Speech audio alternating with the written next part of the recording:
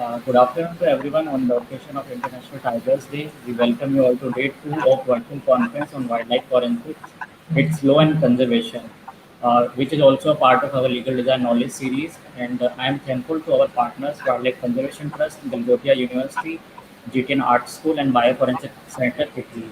So yesterday, as we have already discussed on conference team with three speakers, including Mr. Mukta, Head Forensics Wildlife Conservation Trust, Dr. S.T. Gupta from Wildlife Institute of India, Dehradun, and Mr. Abhilash Khandekar, Senior Journalist and Expert Member of Central Geo Authority. Now, on day two, it's a pleasure to host our next three speakers for today. That is Dr. Rajesh, IFS Director at Niti Aayog, also former Regional Deputy Director, North Region, Wildlife Crime Control Bureau, New Delhi. And then second speaker, Mr. Andro, founder and CEO, Wildlife Forensic Academy, Cape Town, South Africa. And we have our last speaker, Dr. Jimmy Borah, Senior Manager, Legal and Policy Division, Aaranyak, and former coordinator, WWF India. So I will invite my colleague to start the proceeding of conference. Apurva, yes. Hello everyone, I'm Apurva Mehta, Executive Manager at Legal Desire Media and Insights. I'm honored to have the opportunity on the International Tiger Day to invite the best speakers around the world, starting with Dr. S. Rajesh. He's a member of the 2000 batch of prestigious Indian Forest Service in the AGMU cadre. He has held several senior positions in the union government as well as state governments in India. As a civil servant, he has unique 21 years rich experience in public policy administration and program implementation in the development domain. As the Regional Deputy Director of the Northern Region, Wildlife Crime Control Bureau 2016-2018, he led initiatives to strengthen the regional networking of law enforcement agencies to combat wildlife crimes, capacity building of forest, police, and custom officials in combating wildlife crimes, development of online training modules on wildlife crime detection forensics. Besides, several intelligence-led wildlife crime detection engagements. Prior to this appointment, he served as Assistant Inspector General of Forests, National Tiger Conservation Authority, Project Tiger, Government of India, as well as Wildlife Warden in NCT of Delhi and Andaman Nicobar Islands. He is currently working as the Director, Governing Council Secretary in the National Institution of Transforming India, that is Niti Aayog, New Delhi, the premier think tank of Government of India, and presently posted as the Director and COVID-19 Management Core Team, Department of Health Research, Ministry of Health and Family Welfare, Government of India. He received his master's in sustainable forest and nature management from George August University, Göttingen, Germany, and has spent his sabbaticals under Erasmus Mundus Chevening, GICA, and DAAD mobility frameworks. He has published more than 30 papers in various development topics, and I must say the list is endless. I now request Dr. S. Rajesh to please take over and address our gathering. Thank you, Dr. Apurva, for those kind words of introduction. And good afternoon to all of you, and good morning to the friends who are joined from other parts of the world. And it's indeed a pleasure to be with all of you today on the occasion of World Tiger Day to discuss about wildlife crimes and wildlife forensics. And I'm very happy that I'm joined by the esteemed colleagues who are experts in the domain from different parts of the world. That's a matter of privilege as well. And also to be with all the students and legal professionals and conservationists engaged in the domain today. So my talk, I'm told that yesterday the discussions focused on wildlife details of wildlife forensics, the community engagement aspects, and other aspects related to conservation. So today I will be focusing mostly on wildlife crimes and why it's happening and what are its implications, what's the level of this crime syndicates, and all with the perspective of international crime management, and also giving a focus on domestic situation. And finally, we will move over to the aspects related to forensics from a policy perspective. So This is the, the structure of the presentation in brief. So we will start with the overview of the wildlife crime scenario in the country and also in the world. And then we will talk about the international and national dimensions. Then we touch upon multidimensionality of wildlife crimes. Then we proceed on to legal arrangements for enforcement available in our country in India. And then we move over to wildlife forensic challenges and way forwards. So this conference is happening at a time when we are fighting with the COVID-19, and we all know that the basic reason the coronavirus and its origin are like highly attributed to the sources from wildlife. So more than ever in the past, this time the questions and concerns about wildlife conservation has come to the highlight more strongly than ever in the times.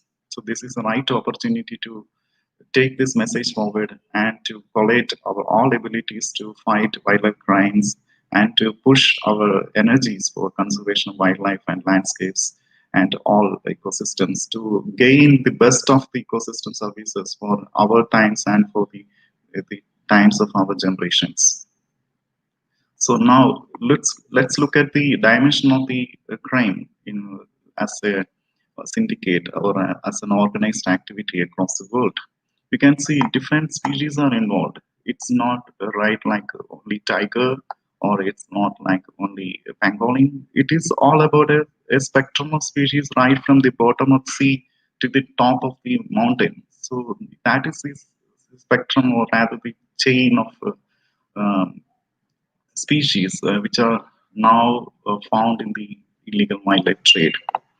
And you can spot here the relative percentages. These percentages have been taken from the UNODC reports, which is the internationally available literature on wildlife crimes. As of now, we have.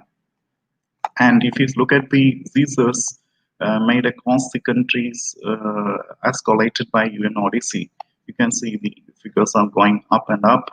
And with the consistent efforts, sometimes it's falling. But one thing we have to remember here is that these figures have been collated based on the information they got at the exit points. And we all know that exit points generally detect or catch maybe 20 to 30% of the total volume of illegal transactions happening across the world. So that means around 70 to 80% of the real the scenario is not captured. In other ways, we can simply say that this is the tip of the iceberg. But still, the tip is so massive and it is very concerning. So now look at in terms of financial estimations of the volume of wildlife trade. Yesterday, I happened to listen to the presentation of Dr. Sanitha for a brief time. So she referred about the relative scales of the organized crimes. So here we can see four major organized crimes happening in the world, and it begins with a huge quantity of financial attachment with the. Excuse me, sir. Yeah, please. So, sorry to cut you off. Can you please put the slides on full screen so that the data is Yeah, more sure, visible? sure. Yeah, sorry for that. Thank you. So you can now spot here that illegal drug trade, which is a whooping amount of 320 billion US dollars. You can imagine the market. Of course, this market is having a pan global nature. So definitely this volume of money will be higher. But when we come down to the other sorts of major organized crimes, the second and the leading one is illegal arms trade and human trafficking. And what is contrasting here is the wildlife trade with 20 billion US dollars. And this 20 and 32 billion are not very far. It is just a 10 billion, 12 billion US dollars difference. But what is appalling or concerning is we attach a lot of sensitivity to human trafficking, illegal drug trade, arms trade, and all. And they get any detection of these such offenses attract media very, very, very passionate, very much in some sense, we can say like that. But we don't get that level of focusing on wildlife crimes, though the quantity of money involved is very tremendous. This is, in fact, the shadow area which the illegal syndicates are exploiting. So now let's look at how complex is the wildlife crime as an organized crime. It is not from this picture, it is very clear that it is not just all about wildlife crimes. It is not just about an offense against an animal, wild animal, or a wild plant. It is all about a set of network of crimes, and the money which is invested and derived from wildlife crimes goes to money laundering, transnational crimes, violence, counterfeiting, fraud, corruption. So these are all like a sort of interconnected, vicious, destabilizing, politically destabilizing forces. And the power of these forces we have witnessed in different parts of the globe. How wildlife crimes fueled, or rather, have been fueling political upsettings and political disruptions across the world. And simple example is that the moment a political activity happens, the first victim is the natural resource. This we have witnessed in many armed conflict areas across the world, and in India also, particularly in Northeast. You can imagine how the military's activities in Northeast affected the forest cover, illegal timber felling, and illegal poaching. So the story is not unique to some locations in the country, but it is a pan-global reality. So this is a reality which we have to discuss, and we have to respond constructively and systematically. Now, what are the implications? We all have fairly wide ideas about the implications of wildlife crimes. It is not only restricting to few buckets. These I have given here few major configurations of these implications, but this is it has more sort of a domino effect or rippling effects on other systems operating in the society.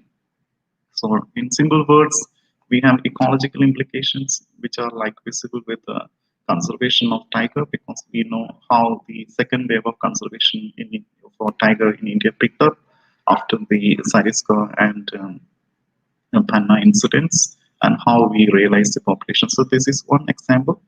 And second is the economical implications, which we briefly discussed from the negative economic side. But you look at the positive economic side also, like we have been investing tremendously on restoring ecosystems, securing ecosystem services. And to that extent, if you just take the example of Project Tiger, roughly 300 to 400 crores of rupees is going for ecosystem based approaches for conservation of tiger, and tiger is a symbolic outcome we get. So you can very crudely estimate the level of investments happening for conservation in the country. This is only with respect to Project Tiger, but there are other projects as well, like Project Elephant and other initiatives, which are also pumping lots of investments into ecosystem management and conservation. Then we have implications on sociological aspects like family integrity, the developmental outcomes of society, and all, particularly for the groups which are involved in uh, wildlife crimes. If you take the certain communities much into crime, wildlife crimes, like the ones in Haryana or in the uphills of or the migratory uphill communities in Himachal or Jammu Kashmir, or in such similar geographic areas, we can see how they are poorly faring in various social development indices like educational attainments or availability or access to health services and all. Then we have political security implications, which I briefly discussed already. So now let us come to India, as we have a lot of biodiversity in the country, and we are one of the mega biodiversity rich countries in the world. So we have the prospects as well as challenges. So our challenges with respect to wildlife trade, particularly illegal wildlife trade, is much like formidable in the sense you can spot here how the movements are happening and how the things have been happening in the recent decade, how the items of these are few of the major illegal transit corridors, now we have to say like that, which move products from the biodiversity rich areas of the southern India, the Western Ghats landscape, and the central Indian landscape to Nepal to finally to China. And you can also see exiting of products from Chennai to Bangkok and Malaysia, then all traveling up to the major consuming markets up there in China, Vietnam, and Laos. So these are few images of the tendencies from other parts of the landscape, and things are like if you take major cat species, leopard, and all, then you can fairly understand how the network is spread across the globe. And the same is for the illegal offenses or illegal trade in timber as well.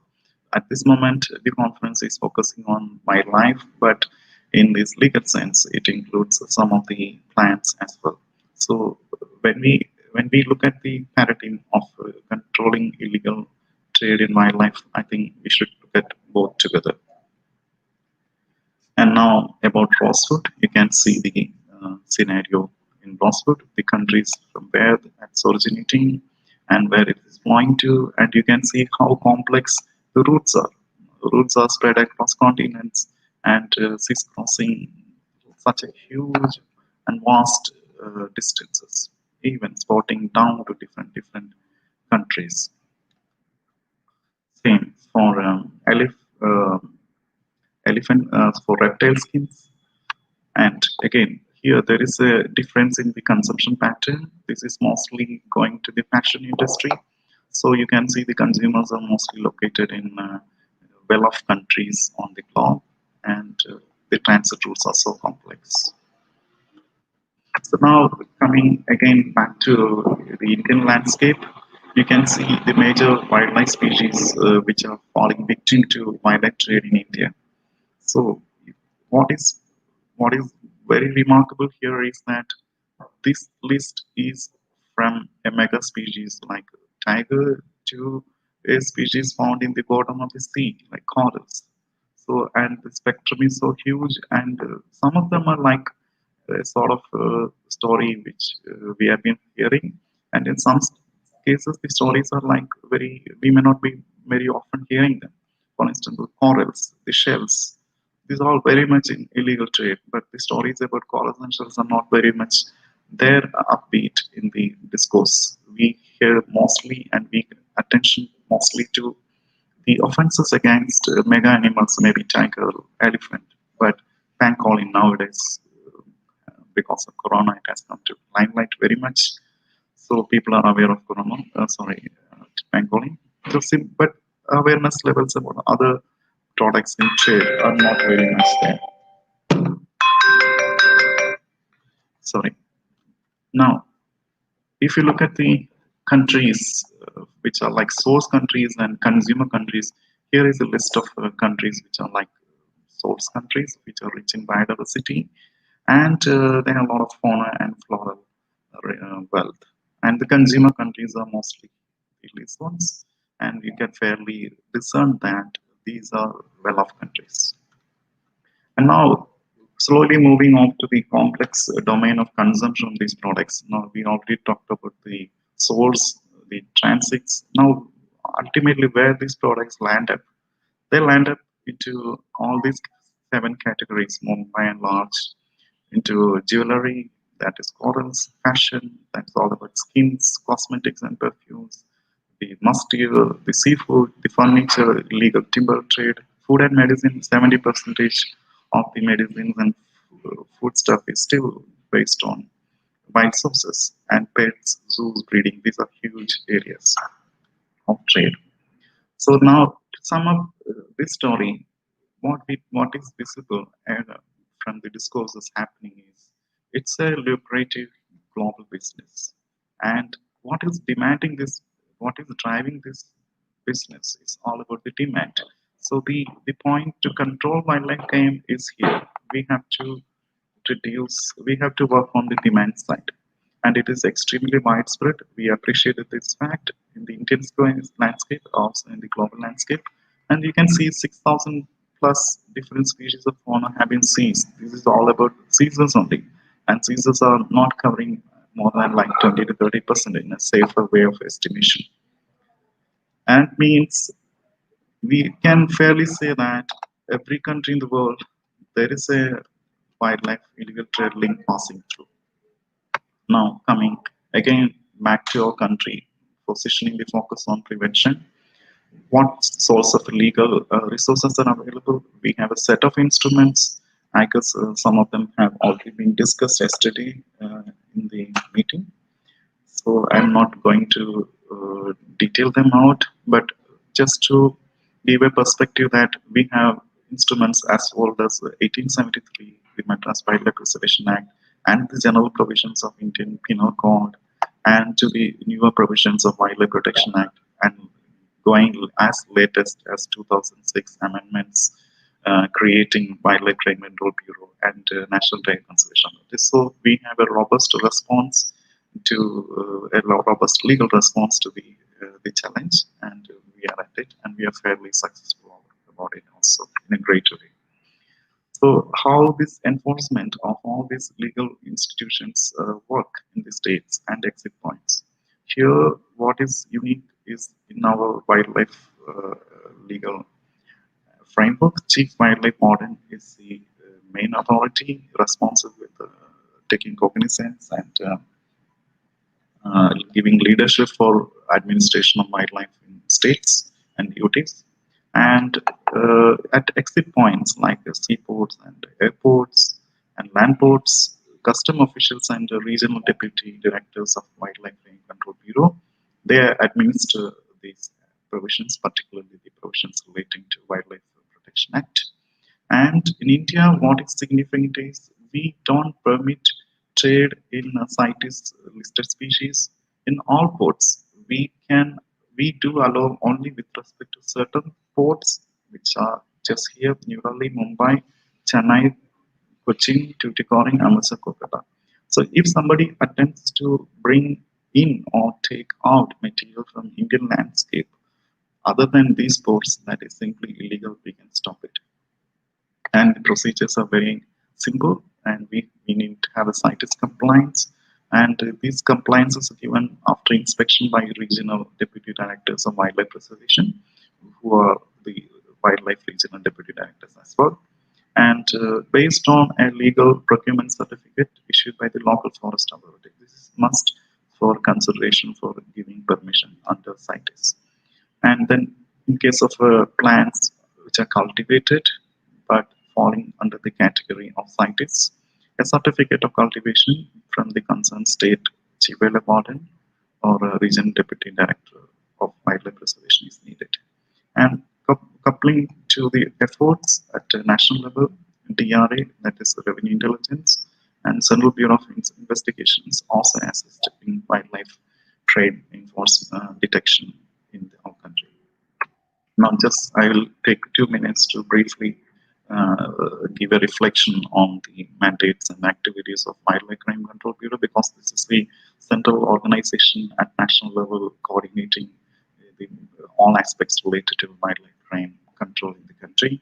So, as you can spot, they've got regional offices in Delhi, the 4 metros, and sub-regional offices at 3 port cities and 1 location in the major area in northeast, Guwahati, and border units in Ramanathapuram, Nathula in Sikkim, Moraine, Manipur, Gorakhpur, Andhra Pradesh, Motihari, and this is a spread and of the spread of the institutional coverage of the organization in the country.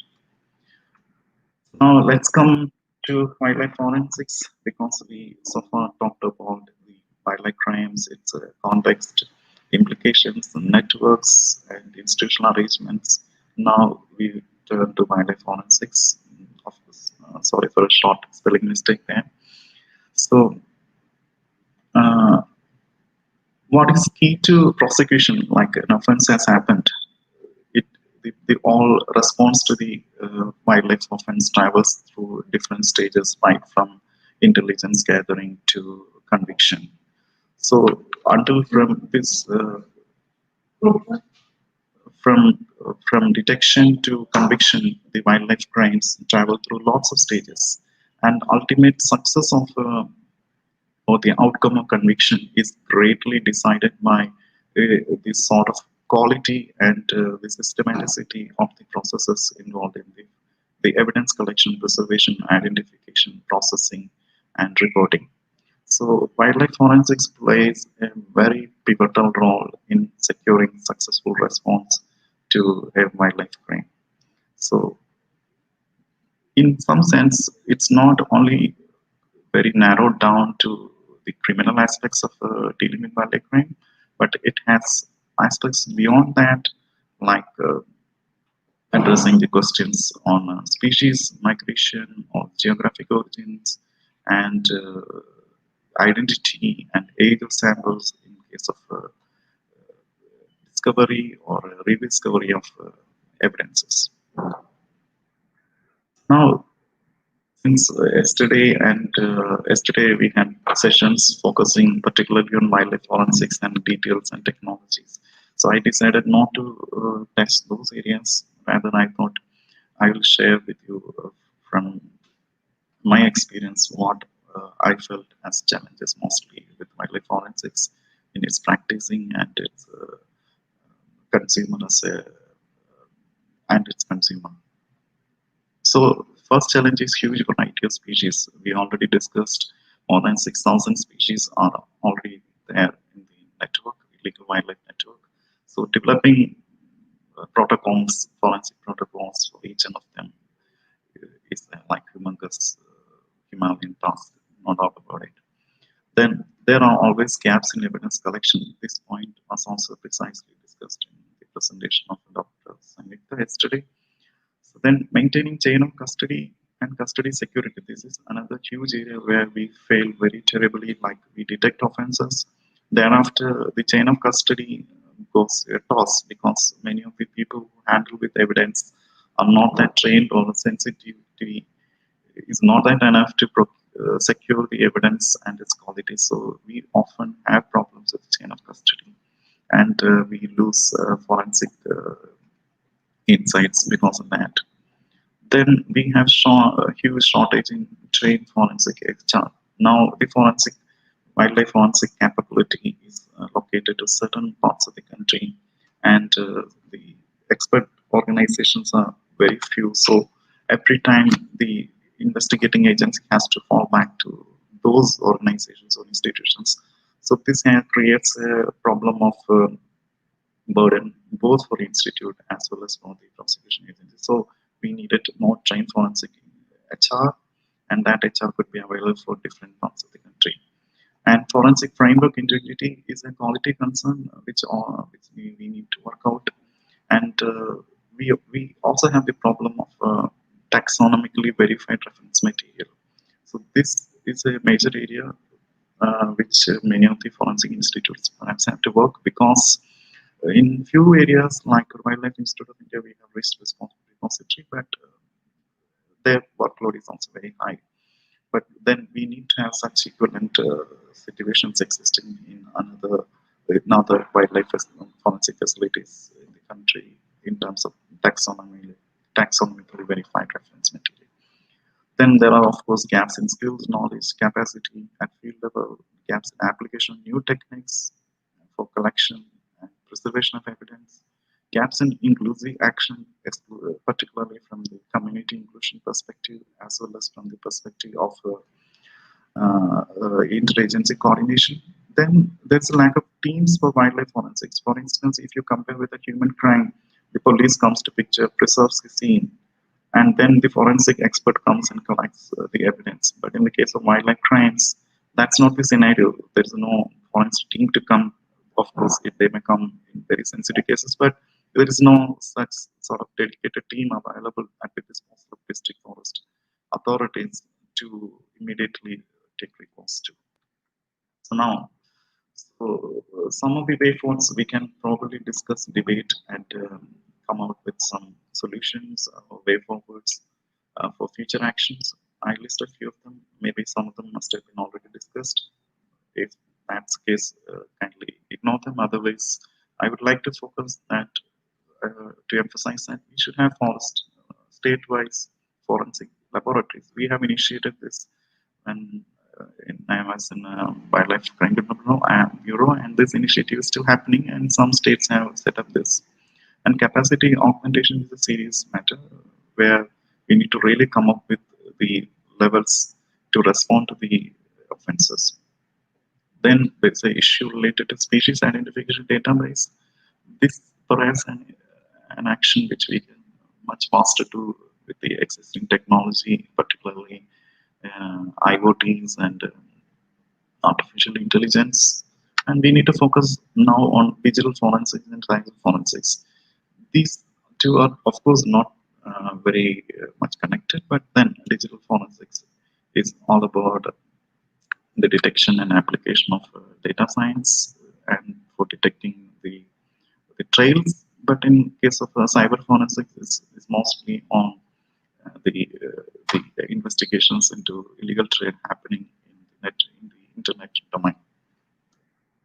So we have experts, but then we need to develop very much on this also.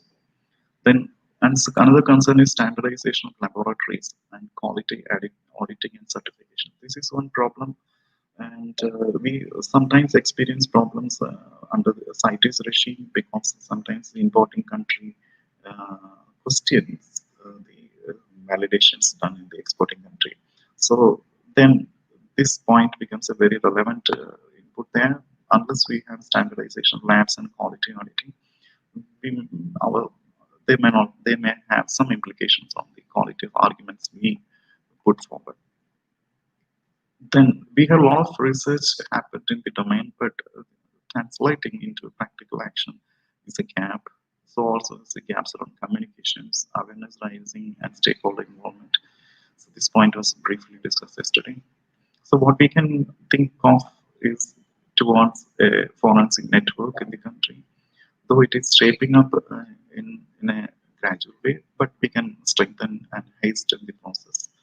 Then we should also look for accreditation and certification of forensic professionals, because everywhere experts won't be able to reach.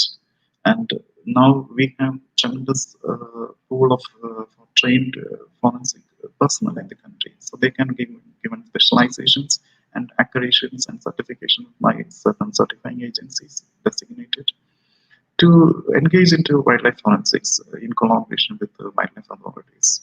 And if you consider tiger conservation foundations, they can potentially engage such people at their level to take their services in addressing wildlife crimes.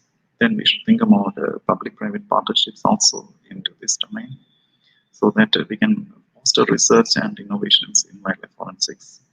So, and then about the application of artificial intelligence, this area we can push because of the volume of samples, volume of species involved. I think only through technology we can optimize on time, cost, and efficiency. And then we should also think about sample exchanges and collaborations. So this point is much connected to the availability of verified samples in the laboratories. This is not exhaustive. These are few suggestions which I thought of sharing with you all for your discussion, debate, and then shaping up, as most of you are already in the domain of wildlife forensics, and maybe some of you are interested in wildlife forensics as well.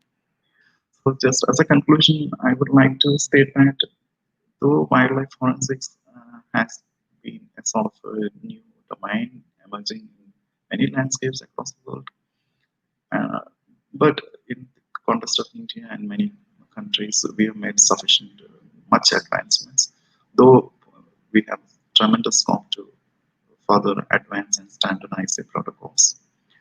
But what is needed is efficient, accessible, low-cost wildlife forensic service, which is very key to effective processing of wildlife crimes in a time-bound manner.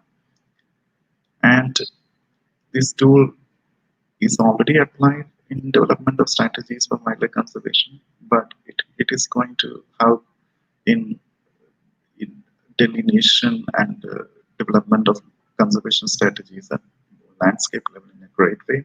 And more than that, in the mitigation of man-animal wildlife conflicts, which I see a great challenge in current times and the coming times for wildlife conservation in the country. With these few words, I would like to thank each one of you for your time and patient listening. Thank you very much.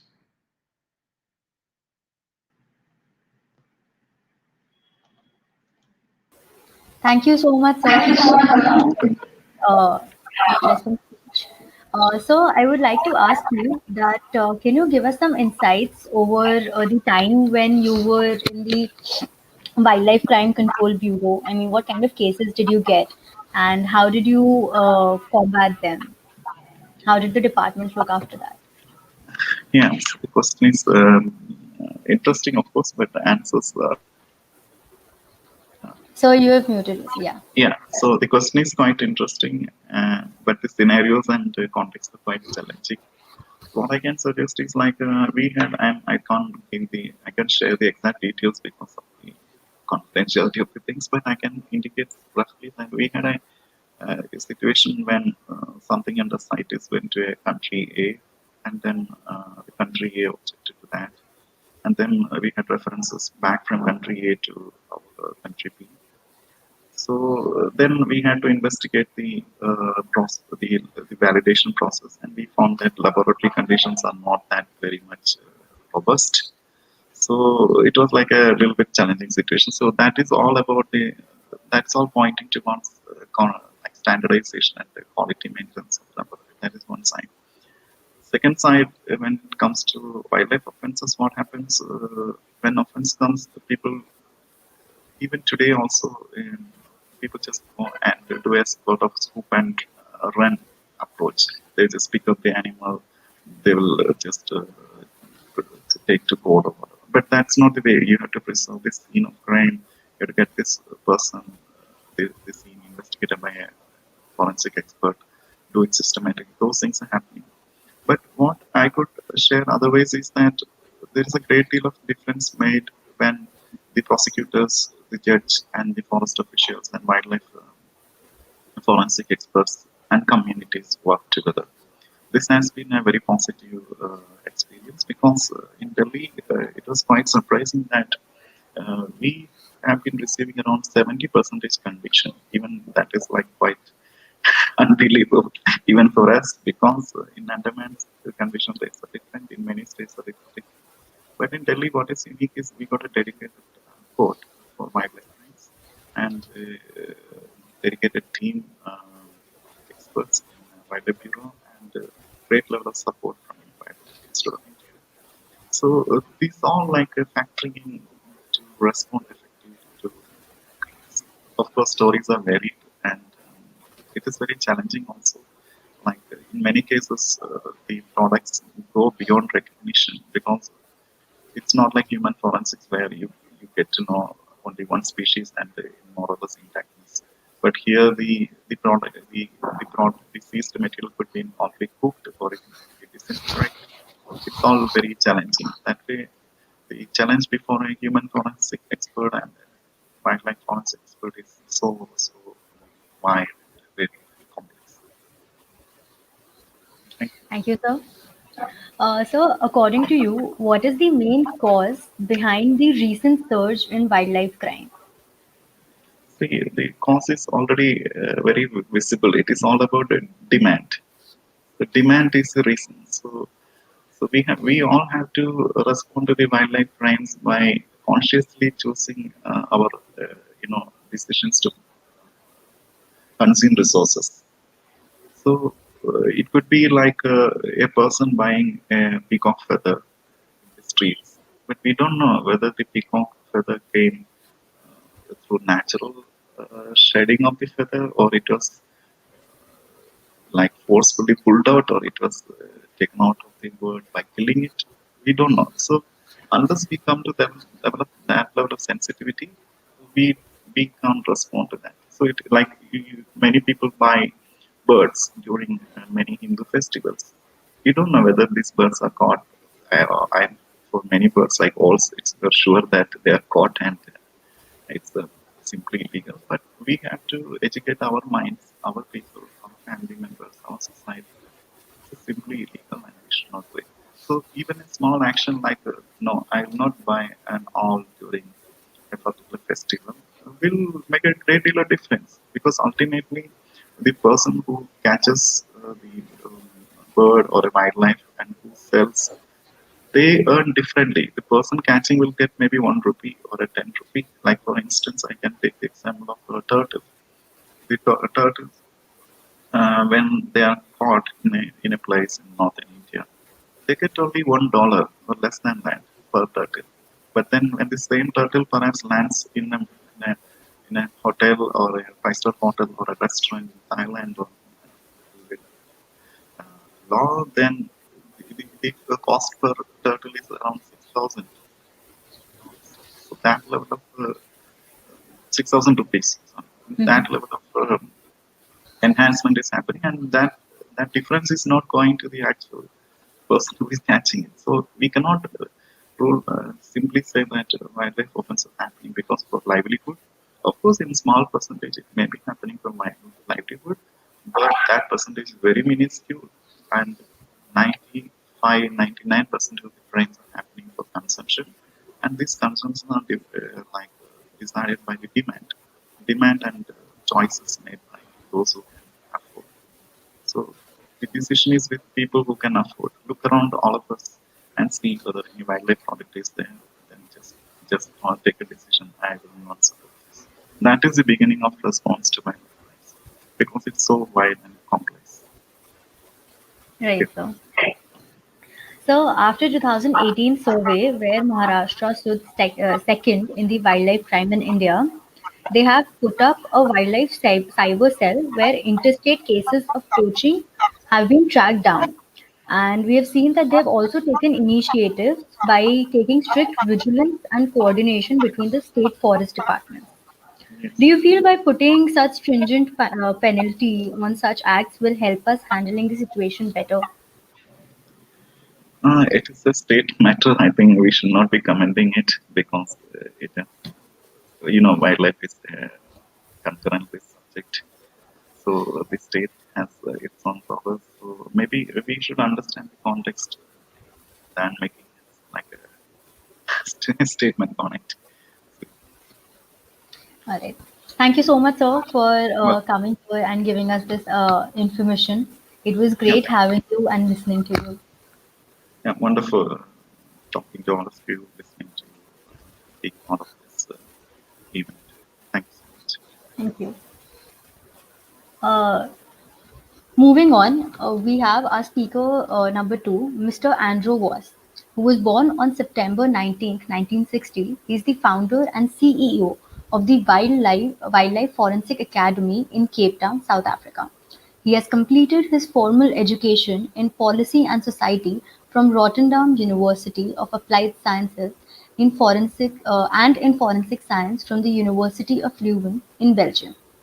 He has served various roles in the Department of Criminal Justice in the Netherlands from 1986 to 2006, including the head of department for District Public Prosecutor of Rotterdam, the Court Secretary for the District Court in Rotterdam, Policy Officer of National Prosecutor's Office, and Policy Advisor Ministry of Security and Justice. He has been working in the Netherlands Forensic Institute for nearly 18 years, during the tenure of which he has managed projects on RFID track and trace system, crime scene innovation with CSI The Hague, and is currently working in the capacity of Program Director for Africa and International Relations, where he implemented program from establishing a forensic training academy for South African Police Service and forensic training of wildlife rangers in Botswana. He has been the keynote speaker at multiple TEDx talks at institutions like The Hague University, World Expo in Milan, and Shanghai, to name a few. We are honored to have you here, sir. Over to you. So I think you're on mute. You have to Yeah, unmute. Yes. fine now.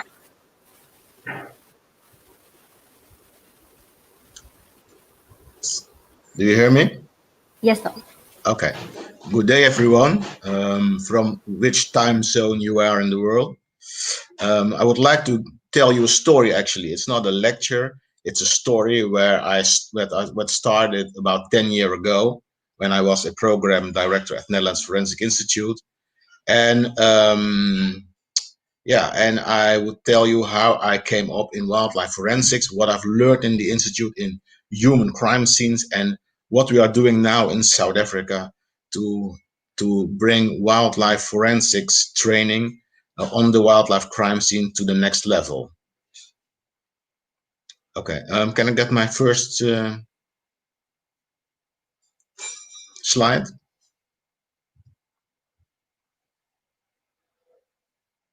The next one. Okay, this is the Netherlands Forensic Institute in The Hague. The Netherlands Forensic Institute is one of the world's leading forensic laboratories. We cover about 36 forensic disciplines, from forensic pathology until nuclear forensics and everything between it. We work with lots of professors, PhDs, and highly skilled people. The Forensic Institute is actually the home lab of the United Nations, because The Hague in the Netherlands is the second city of the United Nations. At Forensic Institute, I've learned about innovation, and I learned about big cases in terrorism and organized crime. But 20 years ago, we had a case in the Netherlands that was very, very big. And it seems to be the case we couldn't solve the case. And the problem was, the real problem was, we didn't do enough at the crime scene. Could you show me the next picture, please? Here you have this wonderful state-of-the-art institute, but we depend on the work at the crime scene. And what we learn, that people on the ground, people in the crime scene, who are collect evidence with first responders, they have a lack of forensic awareness and forensic knowledge. And the problem is, when we get these traces at the scene, from the scene in the laboratory, we cannot do our utmost, because garbage in, garbage out. And that was one interesting lesson. So we went back to the crime scene. We went back to the crime scene and look, what are the basics of the crime scene? And the lesson was, we can have a state-of-the-art institute, but if the work on the crime scene is not good, we don't have anything. The next slide, please. Okay, at the crime scene, there are a few fundamentals. You know, most of you are forensic people and you know this, but it's good to recall. Next one, please. The crime scene is the biggest carrier of forensic traces. We have to protect the crime scene because the traces are there in a certain sequence. Next one. Don't disturb the crime scene. You know, traces are there. Don't disturb them. We call them our silent witnesses. If you be kind to the traces, they will tell you your story. Wear protective clothes on the crime scene.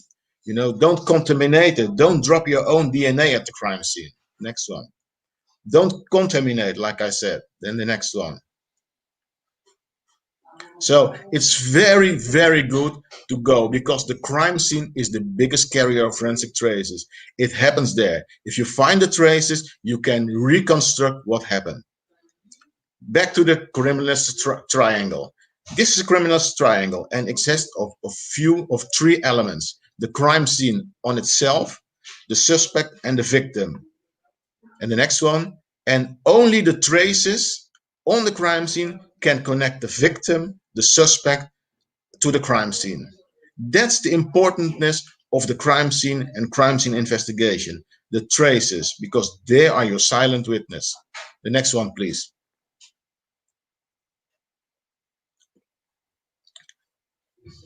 Same go to a police investigation. If we gonna invest a case, we use tactical investigation. We can interrogate someone, we can do an infiltration, or we can do an observation. But the thing is, we use our sensors, and our sensors are very, very limited. My observation of a color will not be your observation. My observation of a story will probably be not your observation. So our sensors are not really trustworthy.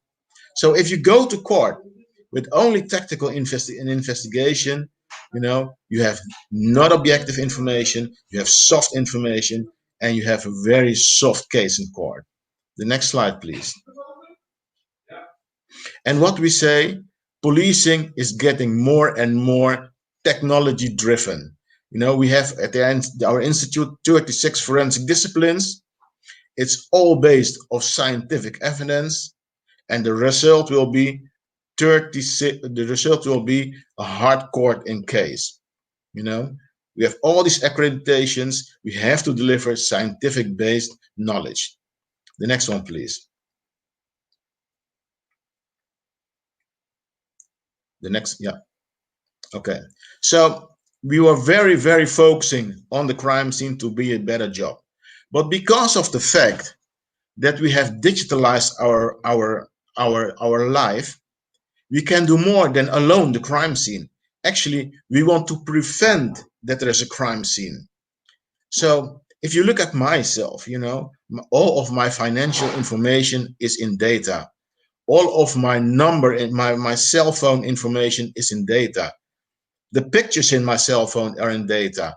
Everything, for example, if I go to my doctor here, my medical information is in data. So in a case of a terrorist attack or a big criminal organization, we can capture all these data and do it in a machine, a hand-scan machine we call it. And it's much more intelligent than a human because I can process all the information. For example, if we got a very big case and I print all the data in the case, I need 2 trucks to carry all the hard copies. That amount of data we see in these days in forensic intelligence. So what we do with the machines, we can find patterns in the data, and if you can find a pattern, you can predict and prevent crime. The next one, please. The next slide, please. Because of this knowledge we had at the Netherlands Forensic Institute, I was sent to South Africa. South Africa was a colony of the Netherlands, and I gave a lecture at the Stellenbosch University in Cape Town. And the lecture was about forensic intelligence, how do we preserve technology, how can we use technology to do a better job at the crime scene. And after my lecture, a lady came to me and she said, Andro, did you ever had thought to bring forensics to the crime scene? And 10 years ago, I didn't have a clue about wildlife forensics, to be honest. And I said, no, I never thought about it. And then she invited me to the Southern African Wildlife College. In this picture, you see the Southern African Wildlife College. It's based in the Kruger Park. And I went to the Kruger Park and I was really impressed about the structure I saw there. They've built an academy with a campus, and about a few thousand wildlife rangers from the whole of Africa were trained there in all kinds of military skills. And I was there and I got a lecture from these people. They said, and I will actualize the numbers. The turnover in wildlife crime is about $30 million annually. 1 million wildlife rangers has already killed in the combat against wildlife crime. In each year, 350 million animals are being poached. It starts with butterflies and it ends to the big 5 and everything between, 350 million. And that was quite impressive. But I was thinking, I worked 35 years in the criminal justice chain, and the biggest forms of organized crimes is arms, drugs, human trafficking, money laundering, and I never have heard these numbers in other cases. But this evening, I was in my lodge, and I heard a few helicopters flying over. And I went to the office from the college, and I asked people what's happening, and they were crying. And I asked them, why are you crying? And they said to me, 1 kilometer from here, a rhino is killed, and the little rhino calf is walking around and will be probably killed by lions. And that was quite impressive because I was thinking, you don't know the animal, it's a wild animal, and you're crying about that the animal has deceased, is died, is dead.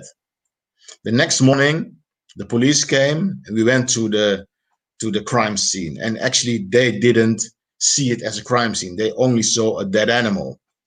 And with my luggage, with my history, I looked directly, this is a crime scene, because what I saw is a lot of forensic traces. I saw footprints, I saw tires prints of a car, I saw a can of Coca-Cola with fingerprints, obviously. I saw a cap with DNA, probably. I saw a lot of forensic traces, and nobody did something with these traces. Unbelievable. And so these killings origin in a remote control. You have never a witness statement. So the thing is, you need forensic knowledge, you need forensic experience to solve the case. And with this information, I went back to the Netherlands and I said to my director at Netherlands Forensic Institute, what we have to do forensics in wildlife. But that was quite new for them. And they said, well, we don't believe actually there's a lot of work in wildlife for us. So I gave them a lecture about my experience. So they said to me, okay, you don't have to do your job anymore. You can see if you can create a new domain for us in wildlife. So I found €1 million at our Department of Agriculture. And with this €1 million, we have trained 400 wildlife rangers in Botswana.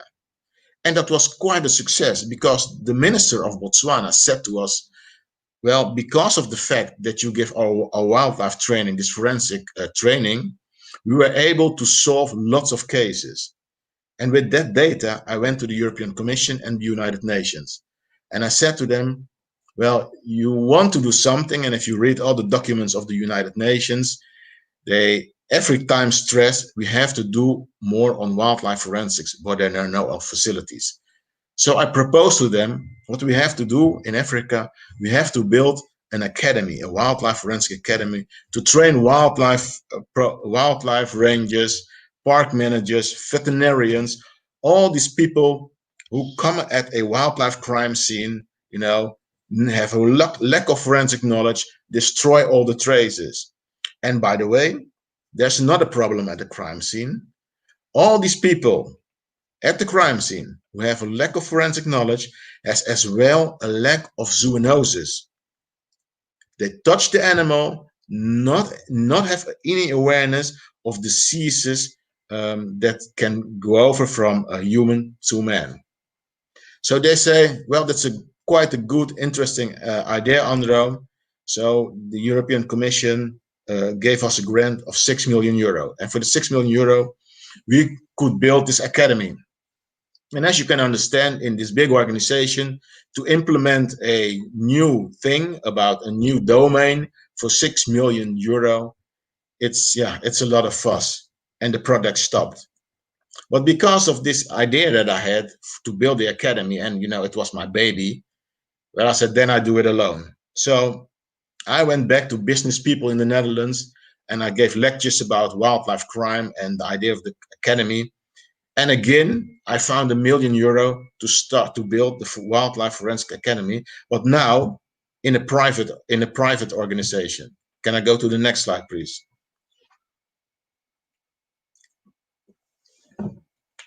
The next one, please.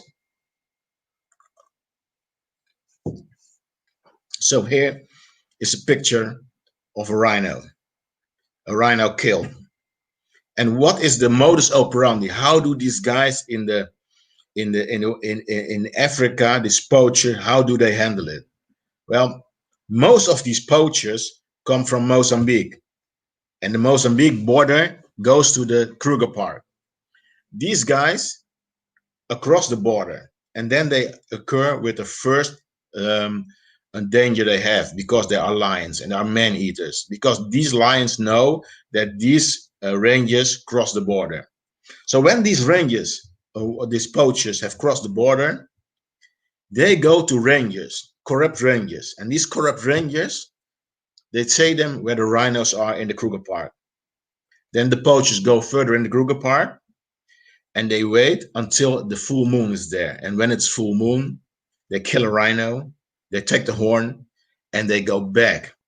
Once they go back, they come in a fire, in a fight with rangers. When they have survived the fight, they cross the border, they go to the airport um, um, to corrupt people at the airport, the custom people, and within 84 hours, the horn is from the Kruger Park, yeah, in Asia, within 48 hours. Can you imagine the organization, the level of organization to get it there? And as you know, 1 kilo rhino horn is more worth than 1 kilo gold. So they do everything to kill the animal. The next one, please.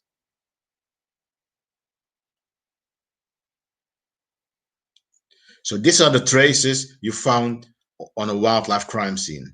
And the next one, please. The next one. And these are the traces you find on a human crime scene. They are similar.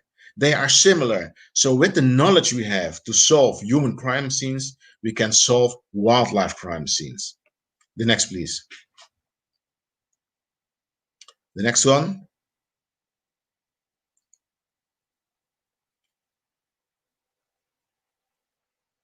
The next one, please.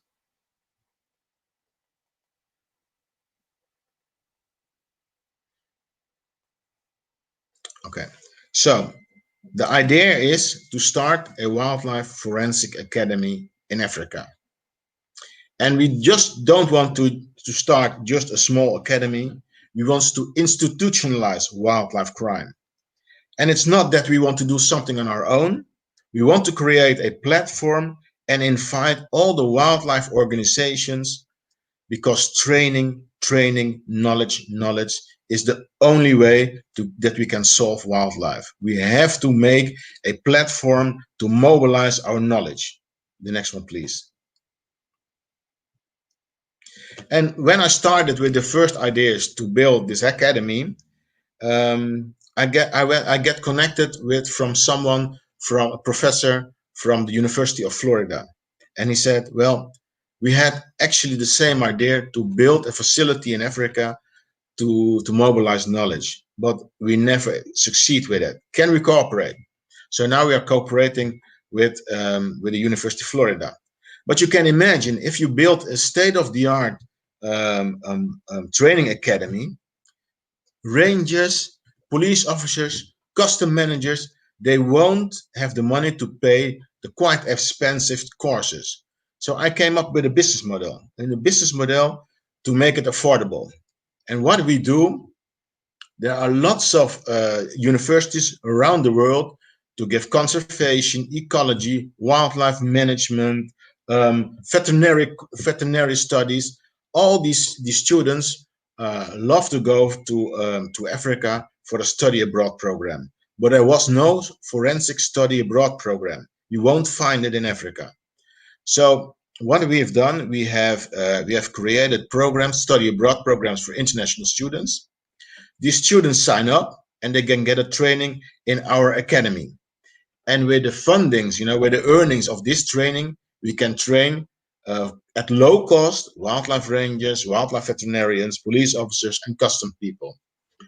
And this academy of us will be actually the platform for mobilization of forensic knowledge. We will deliver training for professionals in the wildlife environment, training for international students, for example, wildlife forensic, conservation, ecology, biology, and life sciences. Can I have the next slide, please? So this is the concept, how we're going to work.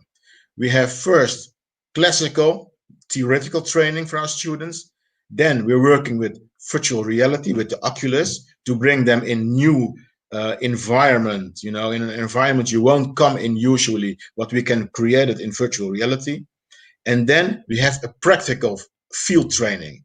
So these three dimensions will give you a quite good experience and knowledge about wildlife crime and how to handle wildlife crime scenes and get awareness that you can't enter a dead animal without thinking this could be a crime scene. The next one, please. So this is the experience lab of the academy. You know, it's just this is a drawing, and we're now building the academy. But this is how it will look like. It's actually an experience lab of about 800 square meters. In this environment, we have wildlife crime scenes, we have classrooms, we have a car crime scene, and you see on your right side a house as well, a crime scene. And the idea is to learn people that if you enter a crime scene and you find the footprint, for example, the footprint on itself has no value. It gets value if you can find the identity behind the footprint. So we learn them to think in a scenario. In the scenario, we go to the car and we do an examine in the car and we find the laptop, and that's the part of digital forensic. We open the laptop, and in the laptop we find the address of the owner of the car. We go to the house, we enter the house, we look in the house, and we find a shoe that fits on the shoe print. So we learn people think in possibilities and in new scenarios. Scenario thinking is very, very important. The other thing is, in an experience lab, we do lots of hands-on stuff. The problem in Africa and lots of upcoming markets is that people on the ground, on the crime scenes, they have illiteracy, a low understanding of reading and writing. So what we do, we can learn them by doing. And that's a very, very strong way to train people. The next slide, please.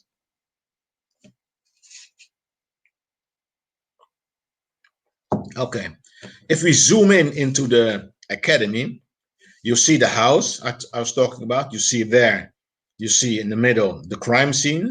You see a crime scene from a car. And all these crime scenes are stalled with sensor technology. So we can record how people enter a crime scene, crime scene management. Do you use the crime scene management you have learned? What scenarios do you build? Yeah, and we can record it. And links in the link corner, you see an observation lab. So everything we have record is stored in the observation lab. So teachers can see in the observation lab what students are doing, how they enter the crime scene, what the crime scene management, what was their thinking, because the audio is as well. You can as well follow the audio, and we can see what scenarios they have done. And you can divide the group of students in two groups. One group go in the observation group, and the other group does the examine. And then you can change it. So it's a very dynamic form of training. And once you have found traces on the crime scene, you can directly walk into our laboratory. In our laboratory, we can examine the trace. So the concept is crime scene, laboratory, and then we go to the courtroom, because what people on the crime scene don't know is what's the power of a trace in a laboratory, and what's the power of a forensic trace, a little forensic trace, in a courtroom. So we have courtroom lessons to train people and to see the value of forensic traces. Because can you imagine if you're a wildlife ranger and you have to look for little traces, you don't understand why you do it and what the benefit of is. It's quite difficult to bring people on their mind. It's very, very important to protect the crime scene. The next one, please.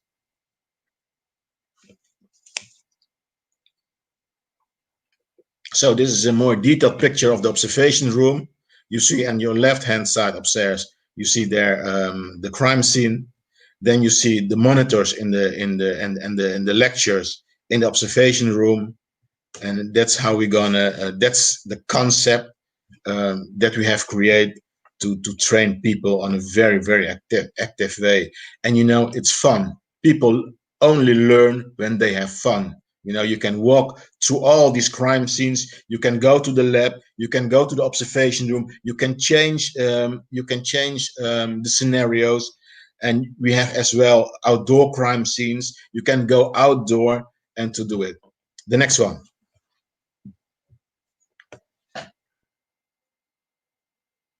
What we as well have, just when I started this lecture, I told you about forensic intelligence, you know, because my life is digitalized, and if we capture all the data, we can see patterns in the data, and you can predict what my behavior will be based on the data. The same goes for wildlife, you know. The wildlife areas, the reserves are too big for rangers to handle. So what we can do, we can use satellites and GPS technology to monitor the behavior of animals in the reserve. And when we capture the data, and when the behavior of the animals changes, it's different, it's not usual, we get a signal, and we can send rangers into the park to see what happens. So because with this forensic intelligence, we can predict, because of the behavior, that something is wrong. The next slide, please.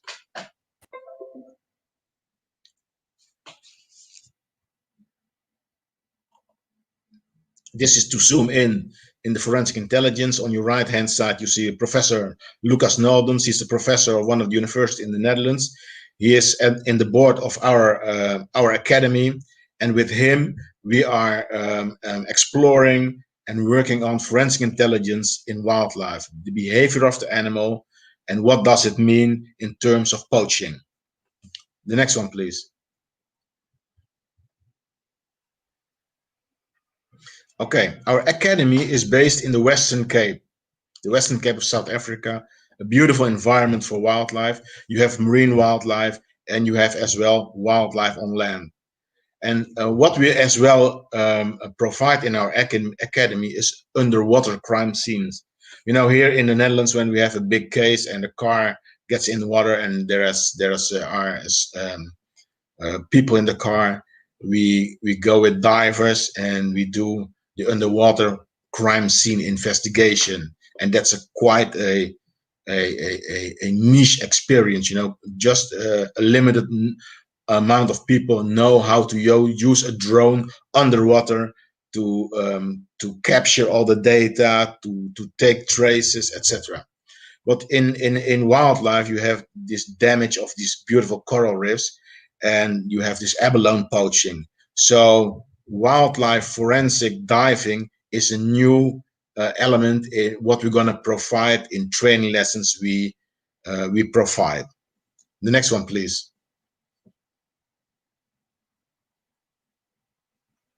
Okay, this is the Buffelsfontein Nature and Game Reserve. There is where our academy will be established.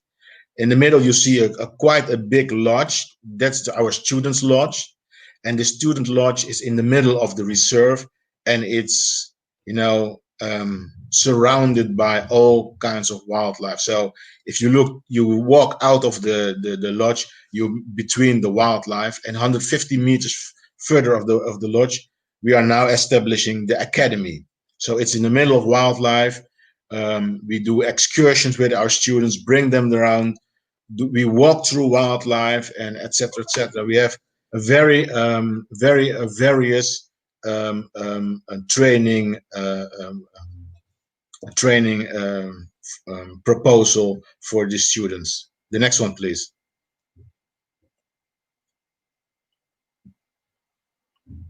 Okay, this is zoom into the lodge. There you see the lodge. We were just working on the academy, and one of a sudden a giraffe came to check out what we were doing.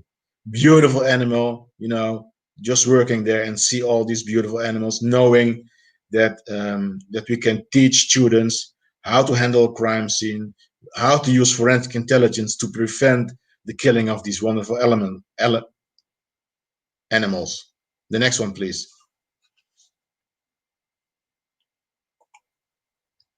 So if you look at the courses, this course for that we provide could be, most of the courses we do in close cooperation with students who are looking for a course. We can make tailor-made courses, but we have always the introduction for all of courses, introduction about the human-wildlife conflict, because that's what we're talking about. Humans are going to the environment of animals, and that's a conflict.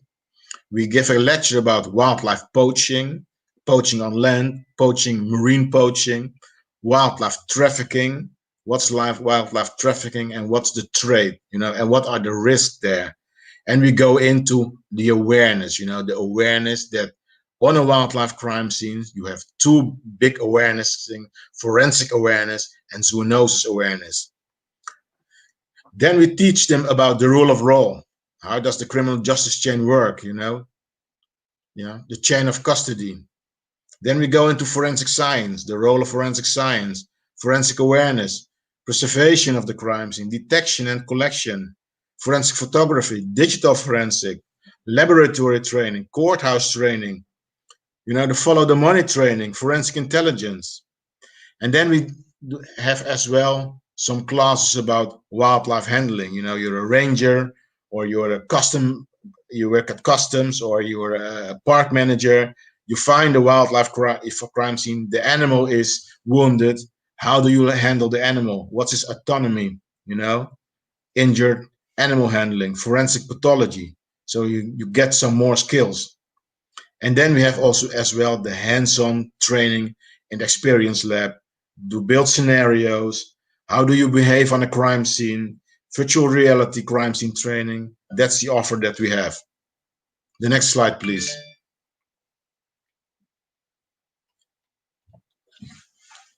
Yeah, the next one. This is the risk at the crime scene I told you about, the lack of forensic knowledge and the lack of zoonotic, the lack of zoonosis.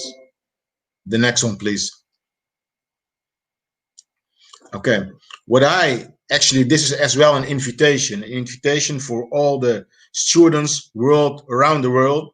We offer you wildlife forensic training. It's fun and it's accredited. So our Wildlife Forensic Academy is Professor Abi Joseph. He is a professor at the Amity University in Dubai.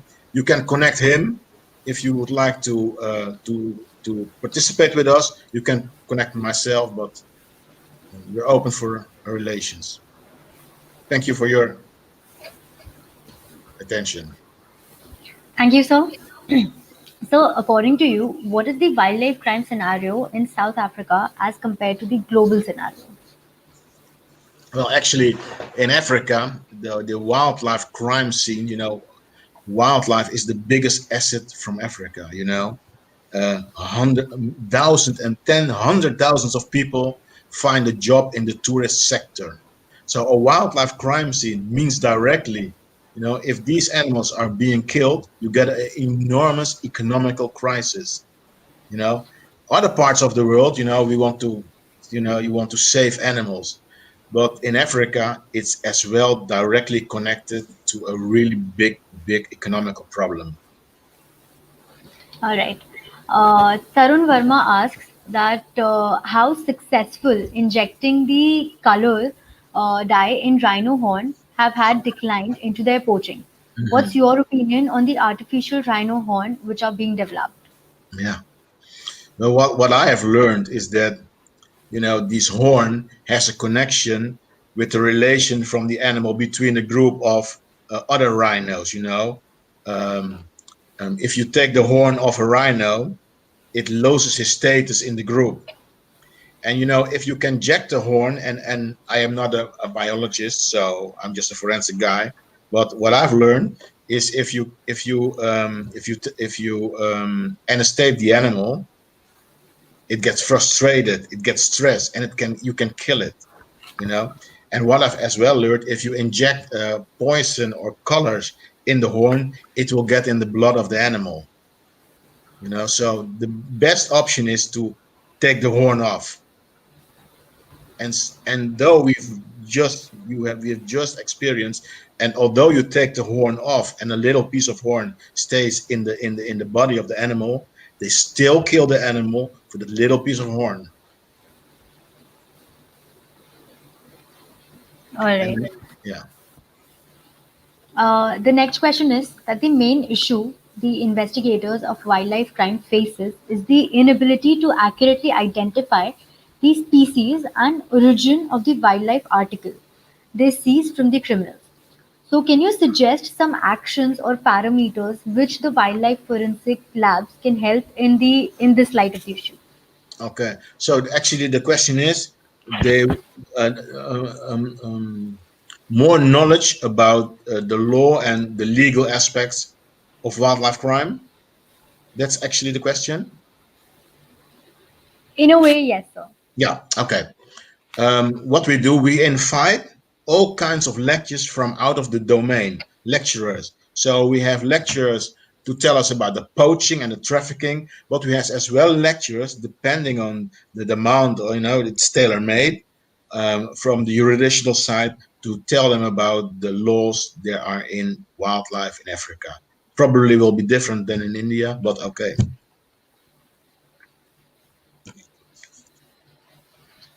So, the next question is whether the latent fingerprint is accepted as the trace in wildlife forensic or is it only confined to human forensic?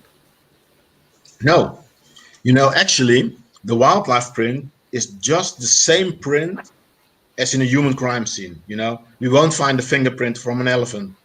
We won't find a fingerprint of a rhino. So the fingerprints on the cartridge of a bullet, or the fingerprint or a knife you find, there are human fingerprints. So we use them in the classic way that we do fingerprints. All right. Uh, are there any more questions from YouTube?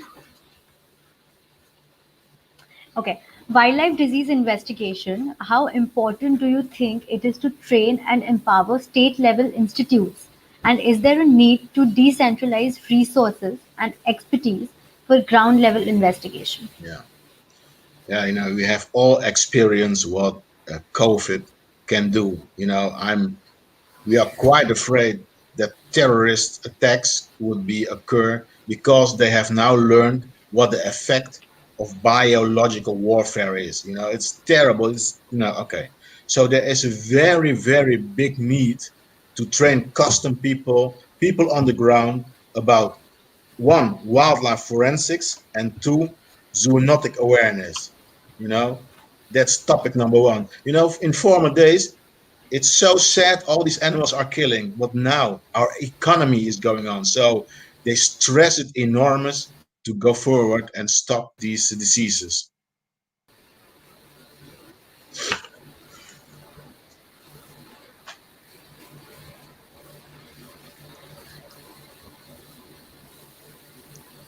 Hello? Yeah. Okay.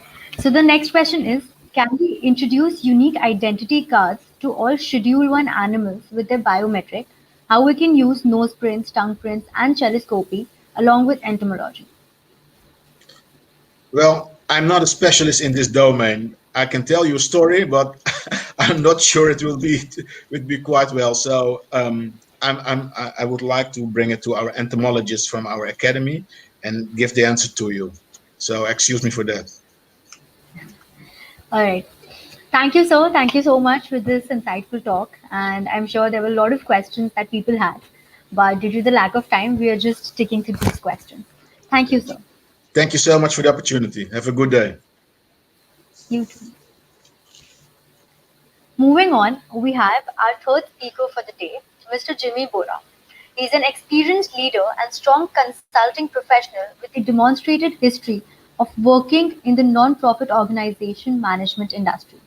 He is skilled in wildlife conservation and management, wildlife crime and law enforcement, wildlife population ecology, landscape level conservation, fundraising, and research design. He has done his master's and bachelor's of veterinary science and animal husbandry college of veterinary science, Assam Agricultural University, India. Currently, he is a senior manager in the legal and policy division of Aaranyak. From 2018 to 2020, he was a manager in species conservation and law enforcement Panthera. In 2018, he was a coordinator WWF Cambodia. In 2017, he was a consultant of WWF Vietnam. From 2016 to 17, he was a regional initiative lead in WWF Greater Mekong. From 2014 to 2016, he was a senior coordinator in WWF India. In 2012 to 2014, he was a coordinator of WWF India, and from 2011 to 2012, he was an assistant coordinator in WWF India. We also see that from 2008 to 2011, he was a senior project officer in WWF India. He has published more than 30 peer-reviewed papers in different national and international journals, along with the publication of various technical reports and popular articles.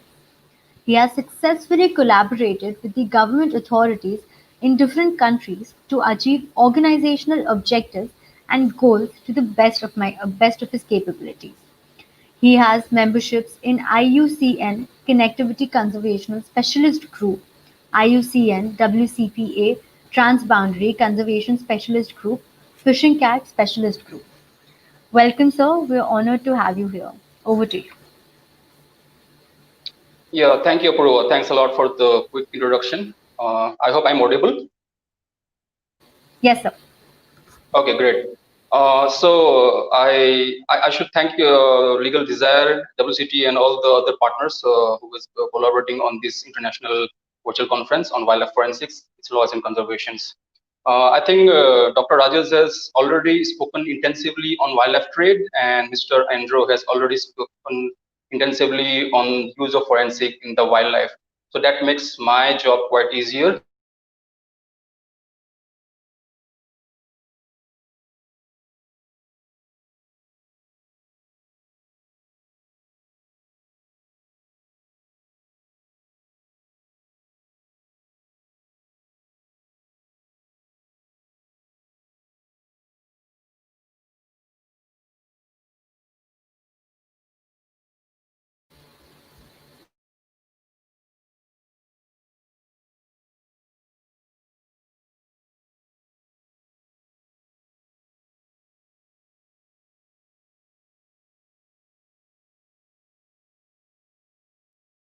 Yeah, hi.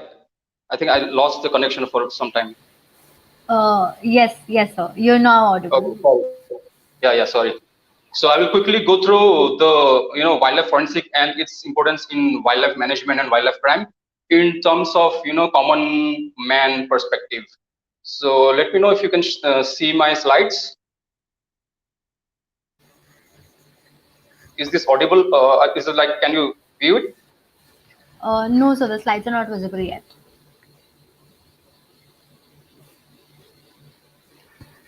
Okay, how do I mean, share my screen then? So there would be an option by the bottom of your screen to share the screen. Yeah, I can't see it actually. I can see cam, mic, and chat only. I don't see the. I think somebody needs to allow me to share the screen. Just a second, sir.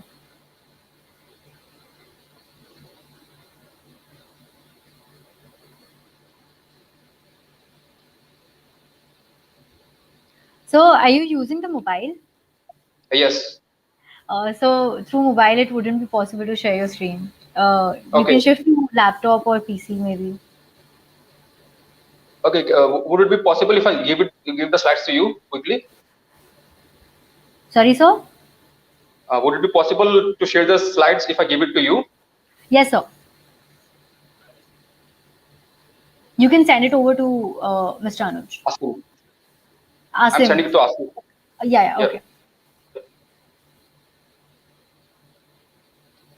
Sorry for the delay. I thought it will be possible to share the screen from the mobile itself. The message and I sent the email. Just can you check it?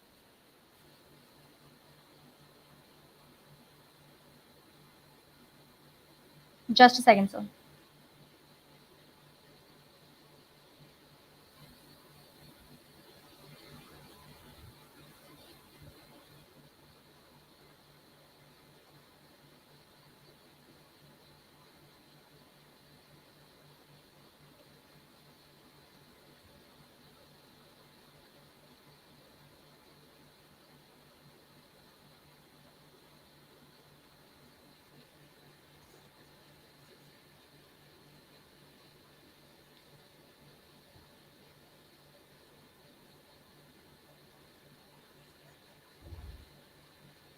So we're downloading the slides, just 2 minutes.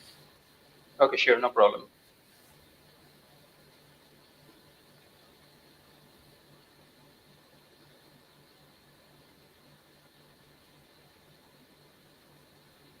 Share your screen. Okay. Shift laptop or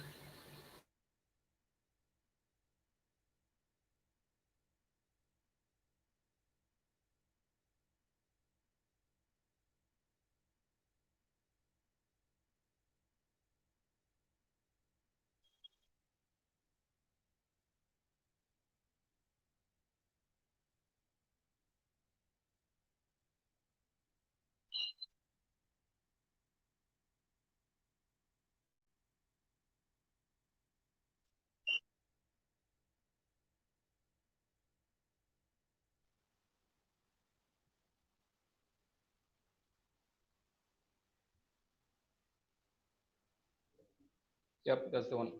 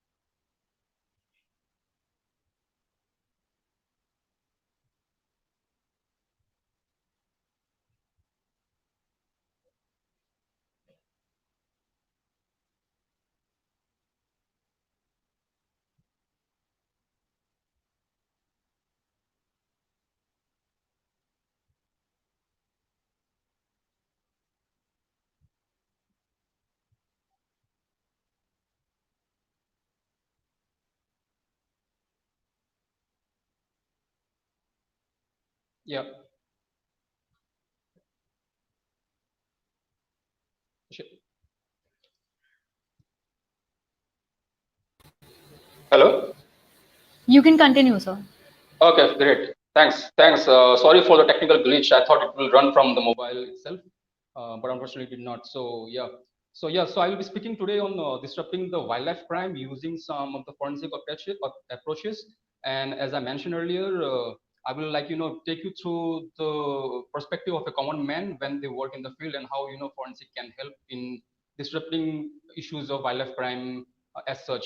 And I will probably, since all my earlier speaker has already spoken well about the wildlife trade and the wildlife forensic that is being already in use in different parts of the world. So I will quickly, this presentation of mine will quickly be such more of a kind of refreshing the whole talk about what was discussed yesterday and what was discussed today.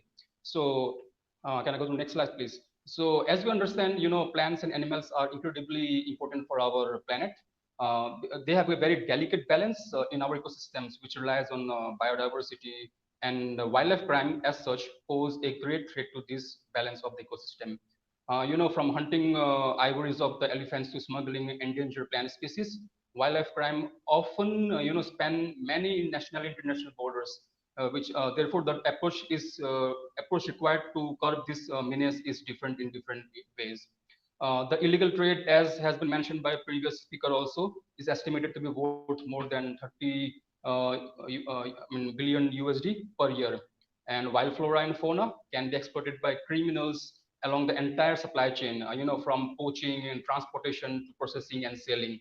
So, and other illegal activities are often associated with wildlife crimes, including money laundering, corruptions, and document fraud, which you will come to know in my later slides. Next, please.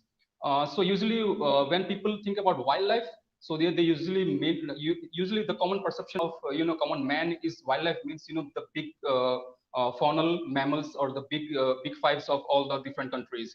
So, but wildlife as such are also like it also include all kind of flora and fauna that is present in the natural conditions.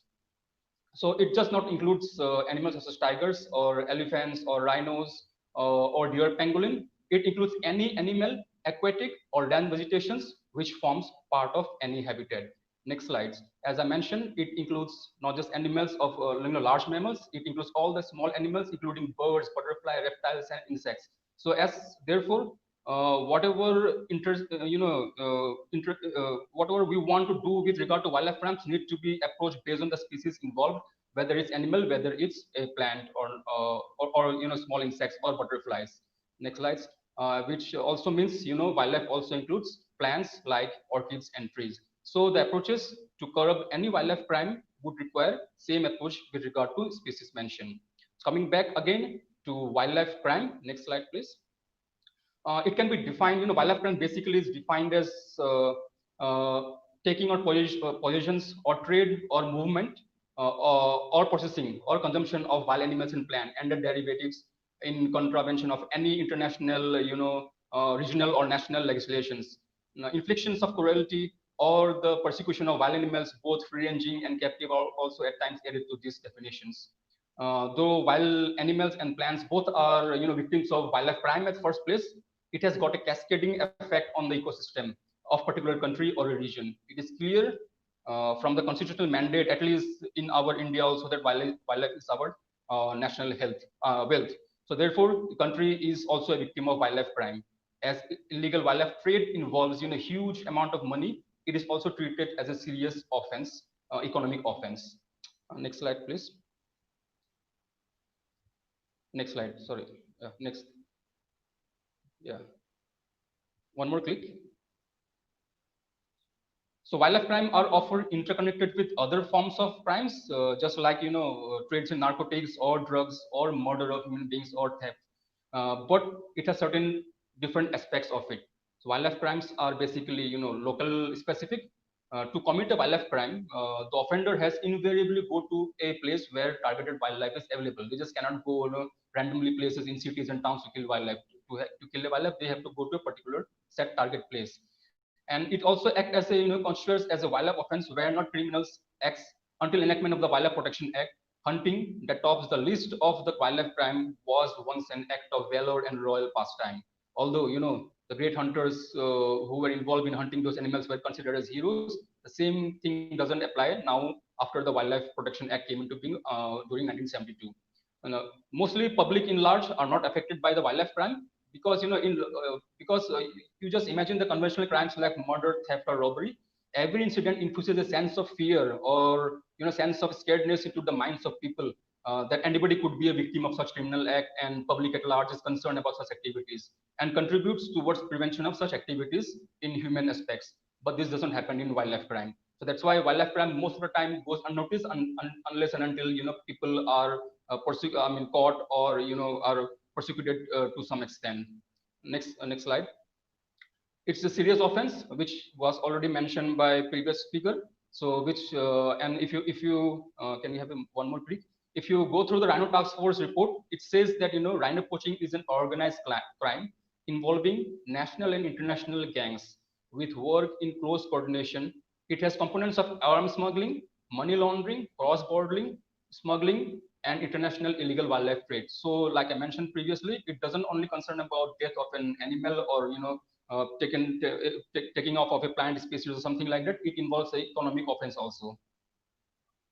So, which brings us to the questions of how forensic and wildlife crime can be interacted and can be helpful to complementary to each other. Next slide. Yeah, so wildlife forensic, as has been mentioned again, is the use of technology and science to support the investigation or the prosecution of a crime. Forensic data and forensic evidence are crucial elements of law enforcement efforts. The capacity to accurately, identify suspected wildlife specimens, including illegal products, can be aided by forensic science, and that's where forensic science, comes into the picture. Now, as you can see in the slide, forensic science is the application of natural science to the matters of law. So basically in practice, so what it entails is like it draws upon principles and methods of traditional science such as physics or chemistry or biology. It is concerned only with the natural phenomena, that is the things and the processes that are subject to observations first thing, then measurement, and of course experimentation. So forensic science includes forensic medicine, forensic toxicology, question document examinations, firearms examinations, fingerprint examinations, species identifications, and extra lot of things that was again discussed by my previous speaker. Next slide.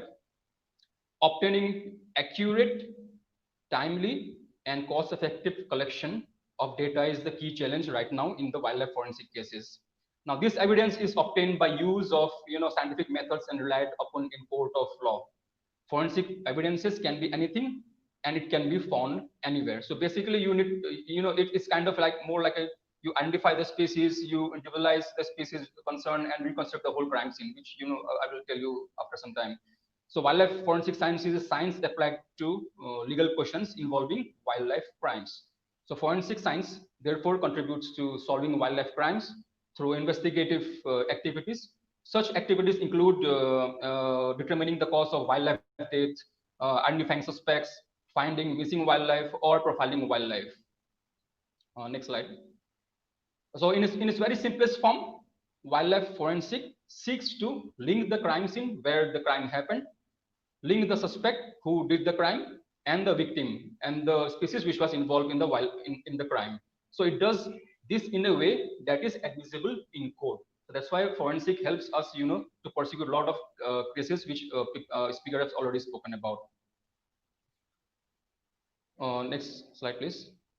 So the types of forensic science basically is pertinent to the enforcement wildlife legislation in our conditions. In right now in our field conditions include veterinary pathology, where persons skilled in this discipline perform a similar role as their human counterparts and determine the case and time of death of a species that is involved. Then you need to have crime scene investigations to record and collect such as latent fingerprints, which was explained earlier, and DNA, both of the human and potential animal DNA from the predator or the morphology or microscopic. As simple comparison of kind of hair, furs, feather, which is often the first step in determining the what species was present in the offense. Ballistic, of course, if the firearm is involved, in comparison of bullets recovered from carcasses to cartridge cases found at the poaching sites, and a particular firearm if seized subsequently. So the ballistics forensic can be useful. Chemical profiling to determine the possible geographical origin on isotope radio, and of course DNA analysis to determine species and potential link to a particular individual in similar manner as their human counterparts. So these five aspects are main requirement right now in the field conditions, in at least in Indian perspective. So coming next slide, please. Coming back to again, if you want to prevent wildlife crime, so there are two ways to look into it. So you either reduce the demand, or you either reduce the supply.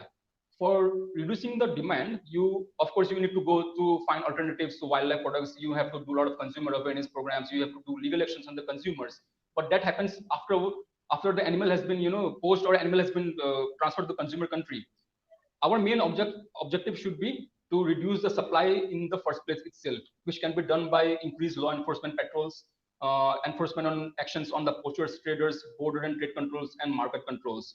Can you click two times, please?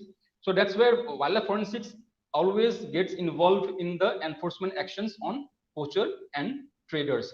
And how it gets involved, I will just quickly give examples. Can you click the next two, please? So this is here the enforcement actions on poachers and things. So in free scenario, how does it work? Like how does we do enforcement actions on poachers and traders using wildlife scenarios, wildlife forensics? So like I mentioned earlier, the identification of the species is the key first. So that's the key point in many wildlife crime investigations, and it involves to determine whether a crime has taken place or not. So basically, two methods to identify species can be done. So first, like I said, is physical examination. So once you have a species with you which you think is involved has been involved in wildlife crime. So from a whole specimen or even a small part of an animal or plant, it may be possible for specialists to identify the species present from its morphological characteristic. Next slide. Yeah. So if you just look at any species that is caught with an offender, So the first thing you need to do is to identify species. So a lot of issues happens in the wildlife forensic cases is that the persons involved in catching the offenders or doing such kind of work have not been able to identify the species properly. For example, there was a case right here in northeast part of India where they said, a leopard was caught, or leopard has been caught by an enforcement agency, and it needs proper follow-ups. When expert reached the site, it was not a leopard, it was a leopard cat. Not properly identifying the species is one of the issues that happens in the wildlife forensic cases in the field situations. And the other way where you can identify the species involved is, next slide, is through DNA analysis. Now, where the evidence cannot be confidentially, one more click, where the evidence cannot be confidently identified by physical investigations, you have DNA analysis which can be done. Now, DNA can be analyzed to identify the species present. So specific regions, as you all know, specific regions of DNA that show variation among species, but are generally, conserved within species are targeted. So these regions of DNA are sequenced from the specimen and compared to a validated reference database of a known species. This level of similarity between the specimen and the reference sequence enables the species of origins to be inferred. Next click. Next, yeah. So another very important thing in field scenario is to identify the geographic origin of a species that is involved in wildlife crime. This is important for species which are protected by varying legislation across the global range, across the world. For example, for a very simple example is ivory from African elephants. So African elephants are listed as CITES Appendix 1 in South African countries, except in Botswana, Namibia, South Africa, and Zimbabwe, where it is listed as CITES Appendix 2. So basically, the Appendix 1 says that the CITES Appendix 1 says that you cannot be involved in trading, buying, selling of ivories of elephants, while the Appendix 2 allows you to trade, sell, or buy with permission from the government. So getting to know where the product of the animal or the species of animal is originated helps the prosecutors to kind of make such cases accordingly. So to identify the geographical origin of any species involved in wildlife crime is very, very important. And next, the crime scene investigation, which is the part which most of our field staffs lacks in. So the prime objective of crime scene investigations in the incidences of poaching or of unnatural death of animal is to establish how the animal was killed or where the animal was killed, what could be the possible date and timing of the killing of the animal, and who killed the animal. So you basically go to the scene of the crime where it happened, and you try to collect as much as possible information from those scenes where the crime happened. So you collect, you observe, you record, and you identify all the things that are there in the crime scene. Yes, and so a reasonable extent of the area surrounding the place where the carcass or the body parts are lying should be properly demarcated for conducting search to trace evidence. The whole area, thus demarcated, is to be consulted as the scene of crime. So it should be kept in mind that anything lying within the scene of crime could be valuable evidence depending on the crime. Therefore, no material or object lying within the scene of crime should go unnoticed or unrecorded. So in a lot of actual field cases, people tend to ignore small evidences or small signs in the crime scenes, which ultimately leads to the offender go free. So for example, in cases where carcass is found, next slide please. The postmortem examination of carcass should be done immediately by the veterinary surgeon, if possible, in the crime scene itself, as per the guidelines issued. Or in cases of the postmortem report is submitted quickly as soon as possible by the veterinary surgeon, showing the cause of the death, the possible time of the death, and all those places, and should be sent to the court along with the complainant. So crime scene investigation aims to determine whether the death or the injury of an animal was caused by human activity or due to natural influences. So a forensic clinical examination of a specimen is carried out suitably by a suitably qualified, experienced forensic practitioner. A thorough examination is needed, which will determine the condition of the specimen, any trauma or abnormal finding that is there. So life history data like age, sex, extra, or any, if the animal was radicolored, if it was tagged, or all these things needs to be recorded. And forensic veterinary pathology is particularly useful in cases where illegal killing it involves shooting or snaring or trapping, poisoning or drowning. So that's why the crimes investigation is really important to record and observe all the signs that is there within the crime scene, where the crime happened. Next slide. So issues, like I mentioned again, so forensic science has a range of tools nowadays, and it is essential that the appropriate tool is used to address the allegations that is involved. So now there are two main principal issues that are addressed in wildlife crime, and this translates to the phrasing of the various type of legislation later in the court.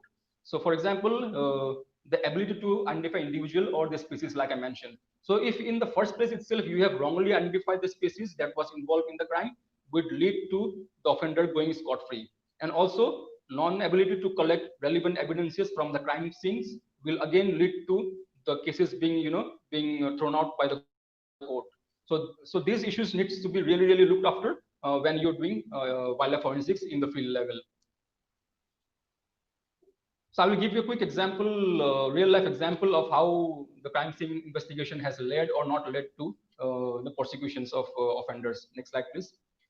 So machan hunting or platform hunting is a very common form of hunting in Northeast India or in any regions in India where they have a good forest. So what the people usually do is, they make a machan or a platform on top of a tree and wait there. They are usually constructed near water sites and in places where they know animals will come and will feed there. So these machans are made properly. They are planned. They are made, and the offenders stay in the machans overnight and wait for animals to come, and they use guns to shoot them down. So usually large amount of effort and risk is required for this kind of offenses to occur. And the target animals usually are large mammal, including elephants, rhinos, tiger, or any large herbivores. Next slide, please. So very often we come across such crime scenes in the forest, but still these crime scenes, kind of help us to understand the modus operandi of different crimes. Signature of different groups probably, because all groups have different modus operandi. And by dissecting such crime scenes, we can, identify the opportunity of disruptions where we can help in disrupting the crime itself in future. So as mentioned earlier, it is pertinent that proper and entire samples are observed, recorded, and kept for forensic analysis. Improper identifications or recording of specimen samples can lead to simple cases being rejected in the court of law. So, for example, here in the as you can see in the pictures, when we actually saw this machan, when we went to this crime scene, we saw like in the top right, you can see fireplace being made. In the top bottom, the animal parts were there. In the top left or bottom left, you have some signs left by the offenders. So recording these signs helped us to build a case and also to build a crime script based on how this machan hunting was done. Next slide.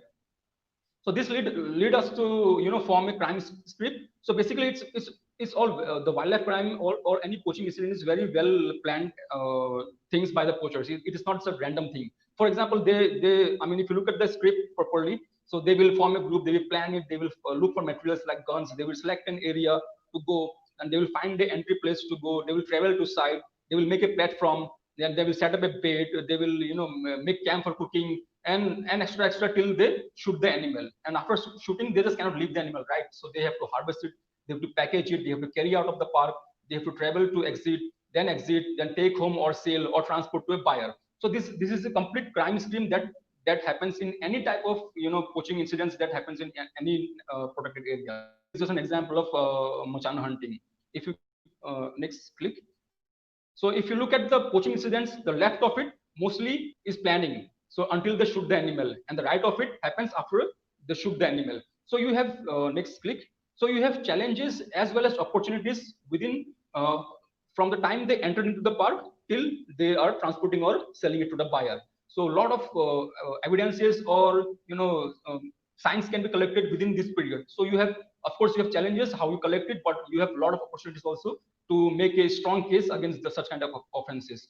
So this is based on all the information we brought together from different sources, and we try to draw one logical figure and looking for gaps, and those gaps can be filled in by tools like tools using wildlife forensics. The good news is, next slide. The good news is that the national and international organization, as also mentioned by my previous speaker, are now stressing upon the need of forensics for detecting, apprehending, and prosecuting the criminals which are involved in wildlife crimes or any illegal wildlife trade.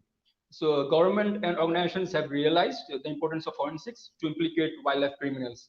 Thus, this has led to development of various tools which can make life of a forest officer or enforcement agencies easier in fast-tracking cases.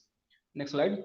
For example, it was mentioned again about roadies. So I'll just quickly go through. It's basically a rhino DNA indexing system, which was created by the University of Pretoria Veterinary Genetics Laboratory in 2010. So the concept behind roadies is based on a DNA indexing system to track the genetic fingerprints of a human criminal.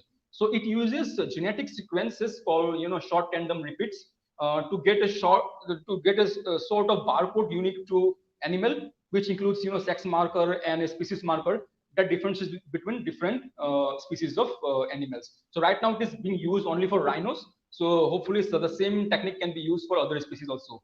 Then you have other tools like universal primer technology, which has been created by the CCMB in Hyderabad itself, which is essentially a similar thing where a DNA barcoding method is used for accurate and quick identification of species from tiny biological samples.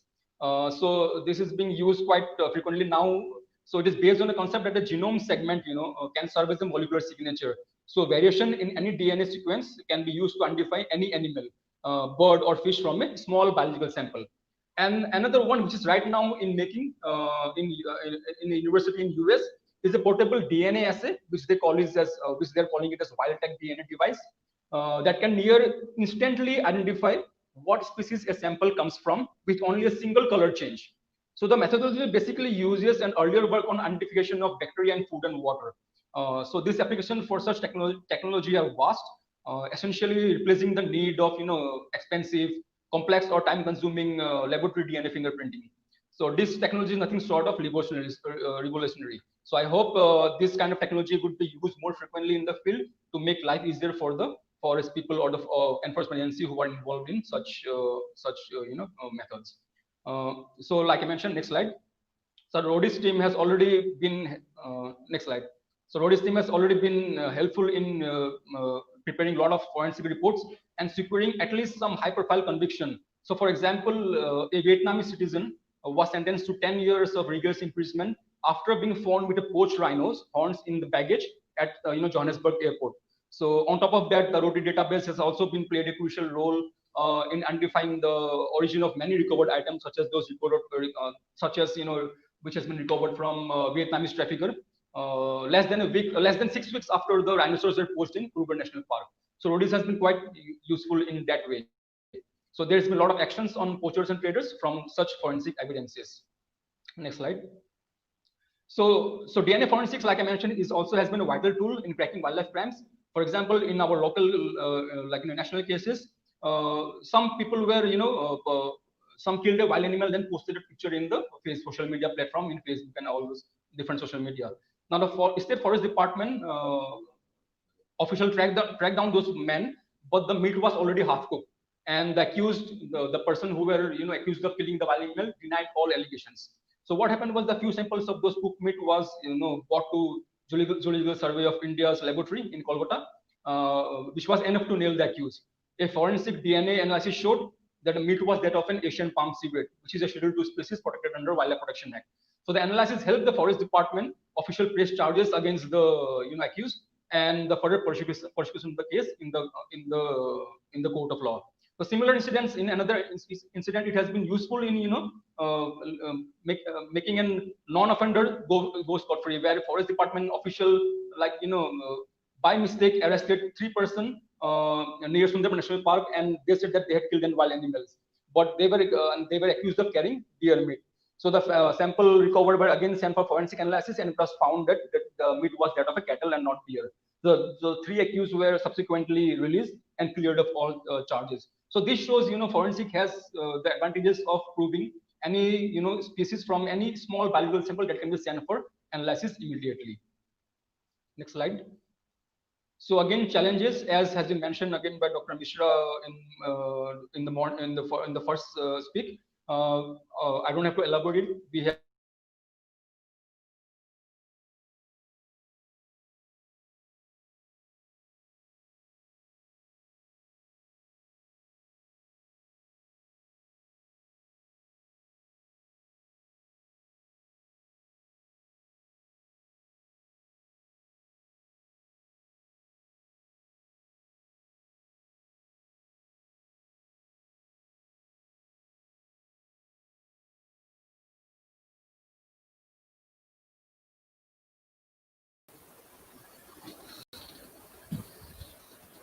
So will join us right back. He has lost the connectivity.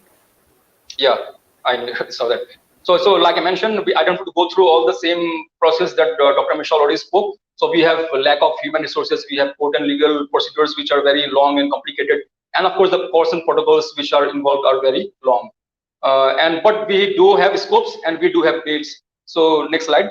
So I would say, like, building capacities.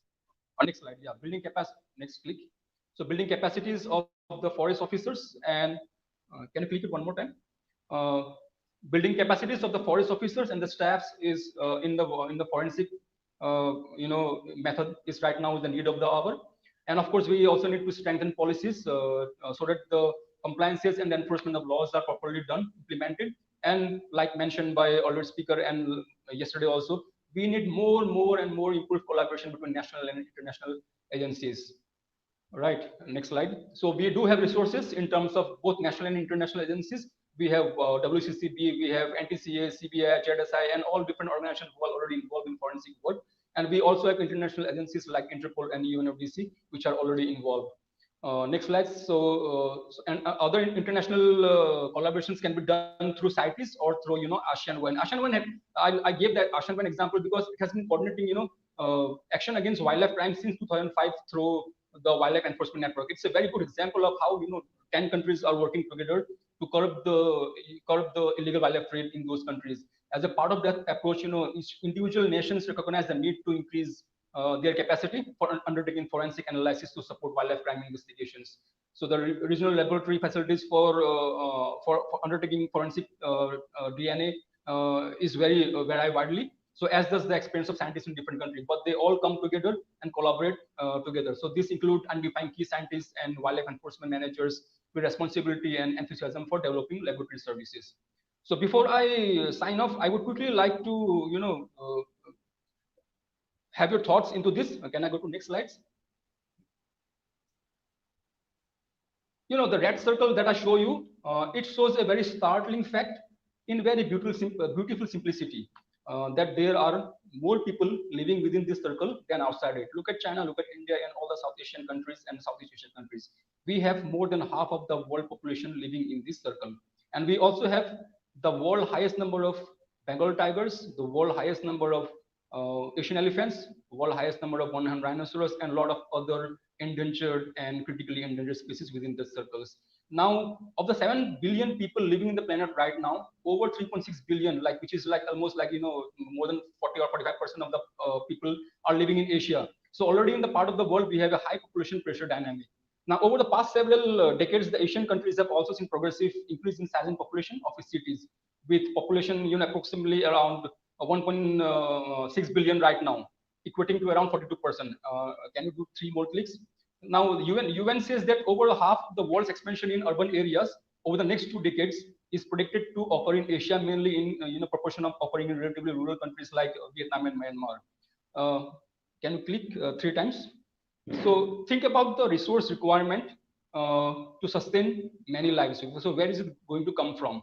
So these are all going to come from the natural resources that is already there in these countries. So fortunately, these countries are also very rich in biodiversity, and we hope that the population pressure that's being impacting the entire Earth's ecosystem would not be affecting these resources. Next slide. So this, like I mentioned, with such population pressure, we will have a massive transformation of geography. Such massive transformation of habitat will obviously lead to large-scale destructions. of habitats and concurrent increase in the wildlife trades.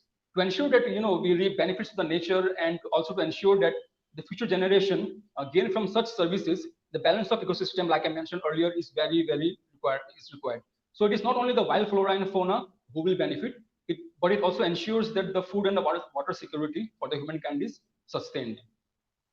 Last slide.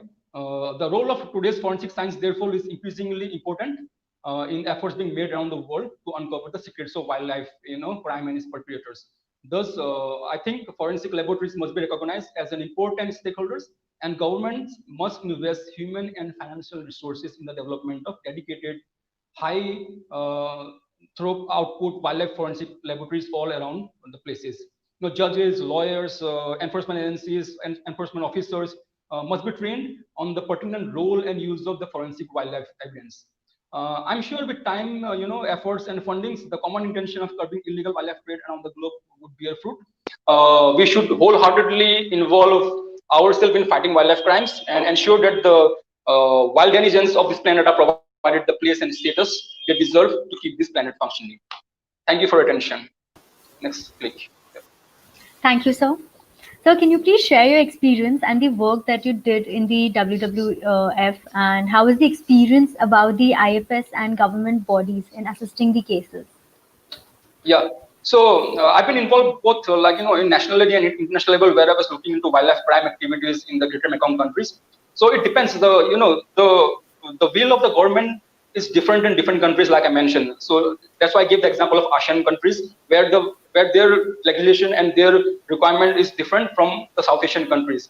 So Indian government definitely has a very strong policy and Wildlife Protection Act, which helps the organizations and other stakeholders to work to curb such kind of illegal wildlife trade or trafficking of wildlife parts in the country. That's why we don't have much illegal crimes happening in terms of wildlife compared to African or Southeast Asian countries. But the problem is the consumer country is not in India, so we are not consuming all these wildlife products. So all the products that are being posted out here in countries like India, Nepal, and Bhutan are being trafficked or are being sold to countries in China and Vietnam.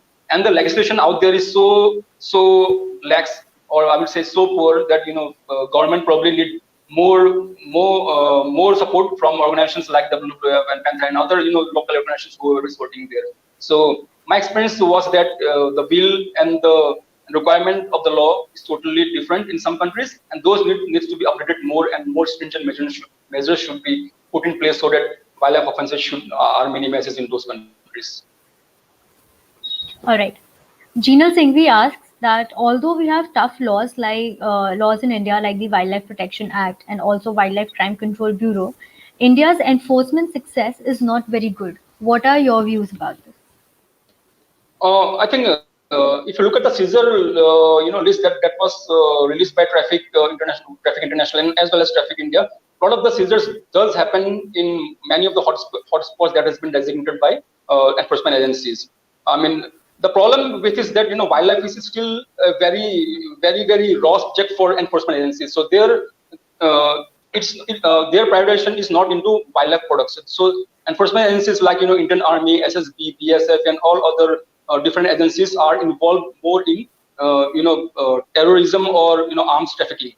So unfortunately, many of the wildlife poaching cases also involve arms. So that's where when the enforcement agencies comes in, but their priority is totally different. So I think we need to ensure that enforcement agencies as well as judiciary are involved in such cases to minimize or curb illegal wildlife cases. So in a way, right now it's not much happening, but hopefully in coming future, enforcement agencies will be more involved in curbing such cases.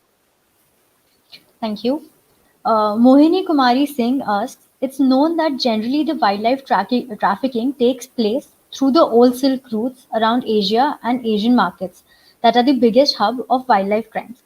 What are your views about the same?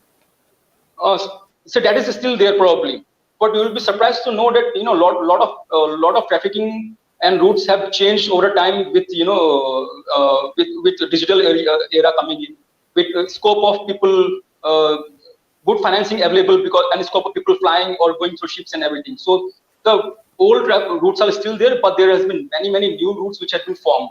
For example, today itself we have just caught 3 people in Assam where they were trafficking kangaroos and monkeys from South America somewhere to West Bengal. So they were coming all the way from Myanmar, then came through Mizoram, Tripura, and they were caught somewhere in South Assam today itself. So the roots are are defined by the people who are involved, and they have also very good intelligence to know where enforcement agencies are working on, and they try to negotiate the routes accordingly. So new routes have been developed, and people, enforcement agencies, and different organizations or agencies are kind of looking to those routes, and hopefully can try to curb all those routes also. All right. Ashish Shukla asks, in the case of mongoose hair trade for the paintbrush, hair cannot be used for identification of specific species. So, which method should we use for this purpose? Well, I think hairs are used for identification of the species. So I think when you collect hair samples from those species, like from the paintbrush and all, they can be sent for DNA analysis, and it can be easily be identified for what species involved. All right. And Paul asks, how can we know the actual cause of death of any migratory bird? The bird may be drugged in some place and it may be found dead in another place. So, how the cause suspects can be found and caught? So that's how veterinary pathology comes into place. So you have to do proper postmortem and look into the biological samples that is there, and send it for analysis, proper visceral analysis. And the cause of the death can, if it's, for example, is poisoning or plastics or anything that happened, which caused the death of the bird, can be easily be found out once the samples are properly collected and sent for forensic analysis. All right. Lastly, Mridul Chakravarti asked, is it possible to exactly find the actual origin of carcass or the material found with the suspect? If so, how? In the case of tiger, the hair may give us the identification, but what about other species? Yeah, like I mentioned, any biological sample nowadays, at least it's possible to find the origin of the species, because you have all the species and you have different subspecies of the species. So if you can have a simple, if you can get simple samples in terms of hair, fur, or any internal organ or biological sample, that is good enough for the forensic analyst to find the actual origin of the carcass or the material found with the suspect. So it is very easy nowadays to find the origin of the species. All right. Thank you so much, sir, for coming here and giving this talk. I'm sure there are a lot of questions, and a lot of questions have been solved. The doubts have been solved. There were many more, but due to the lack of time, we have to stop here. Thank Sure. you, sir. I mean, if there's any more questions, just pass it on me. We will be happy to look into it. And thanks for the opportunity. It was a great talking to all of you. Sure, sir. Thank you. Thank you so much. With this, I would like to take the moment. To announce the results for the oral presentations that took place yesterday, where the jury members were Ms. Samyukta and Dr. Lalit Pratap Chandravanshi. The third position goes to Kanika Goyal. The second position goes to Puru Sidhu, and the first position goes to Pallavi Mohanty. Sorry for the wrong pronunciation of the surname. I would now request Mr. Abhishek Saini, the event manager of Department of Forensic Science at Legal Desire Media and Insights, to please give the vote of thanks.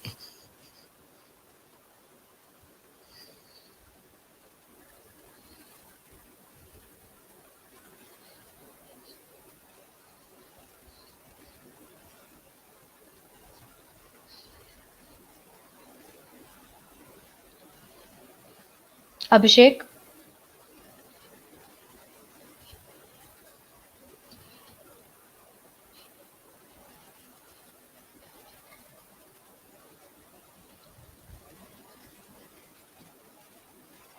Jimmy sir, are you still here? Yes. Okay, so there was this another important question I would like to ask. Sure. Prateek Kadam is asking, how can we track the Hakka Patas and AIHTS trade?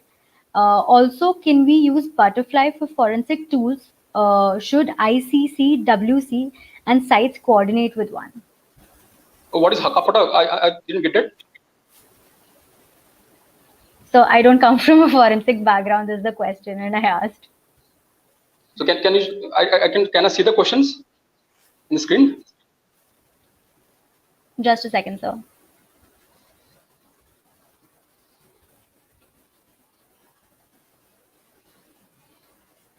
Okay, maybe I'll try to look in chat if the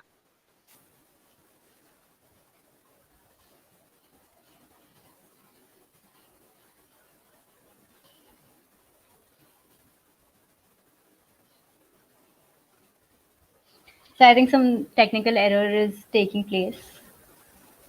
yeah. So can you repeat it again? I just didn't get the word that one. How can we track Hakka Patas and AIHTS trade? AIHTS. Sorry, maybe I'm not getting the words. So if you can send it, maybe I can get to him separately and give him the answer. All right.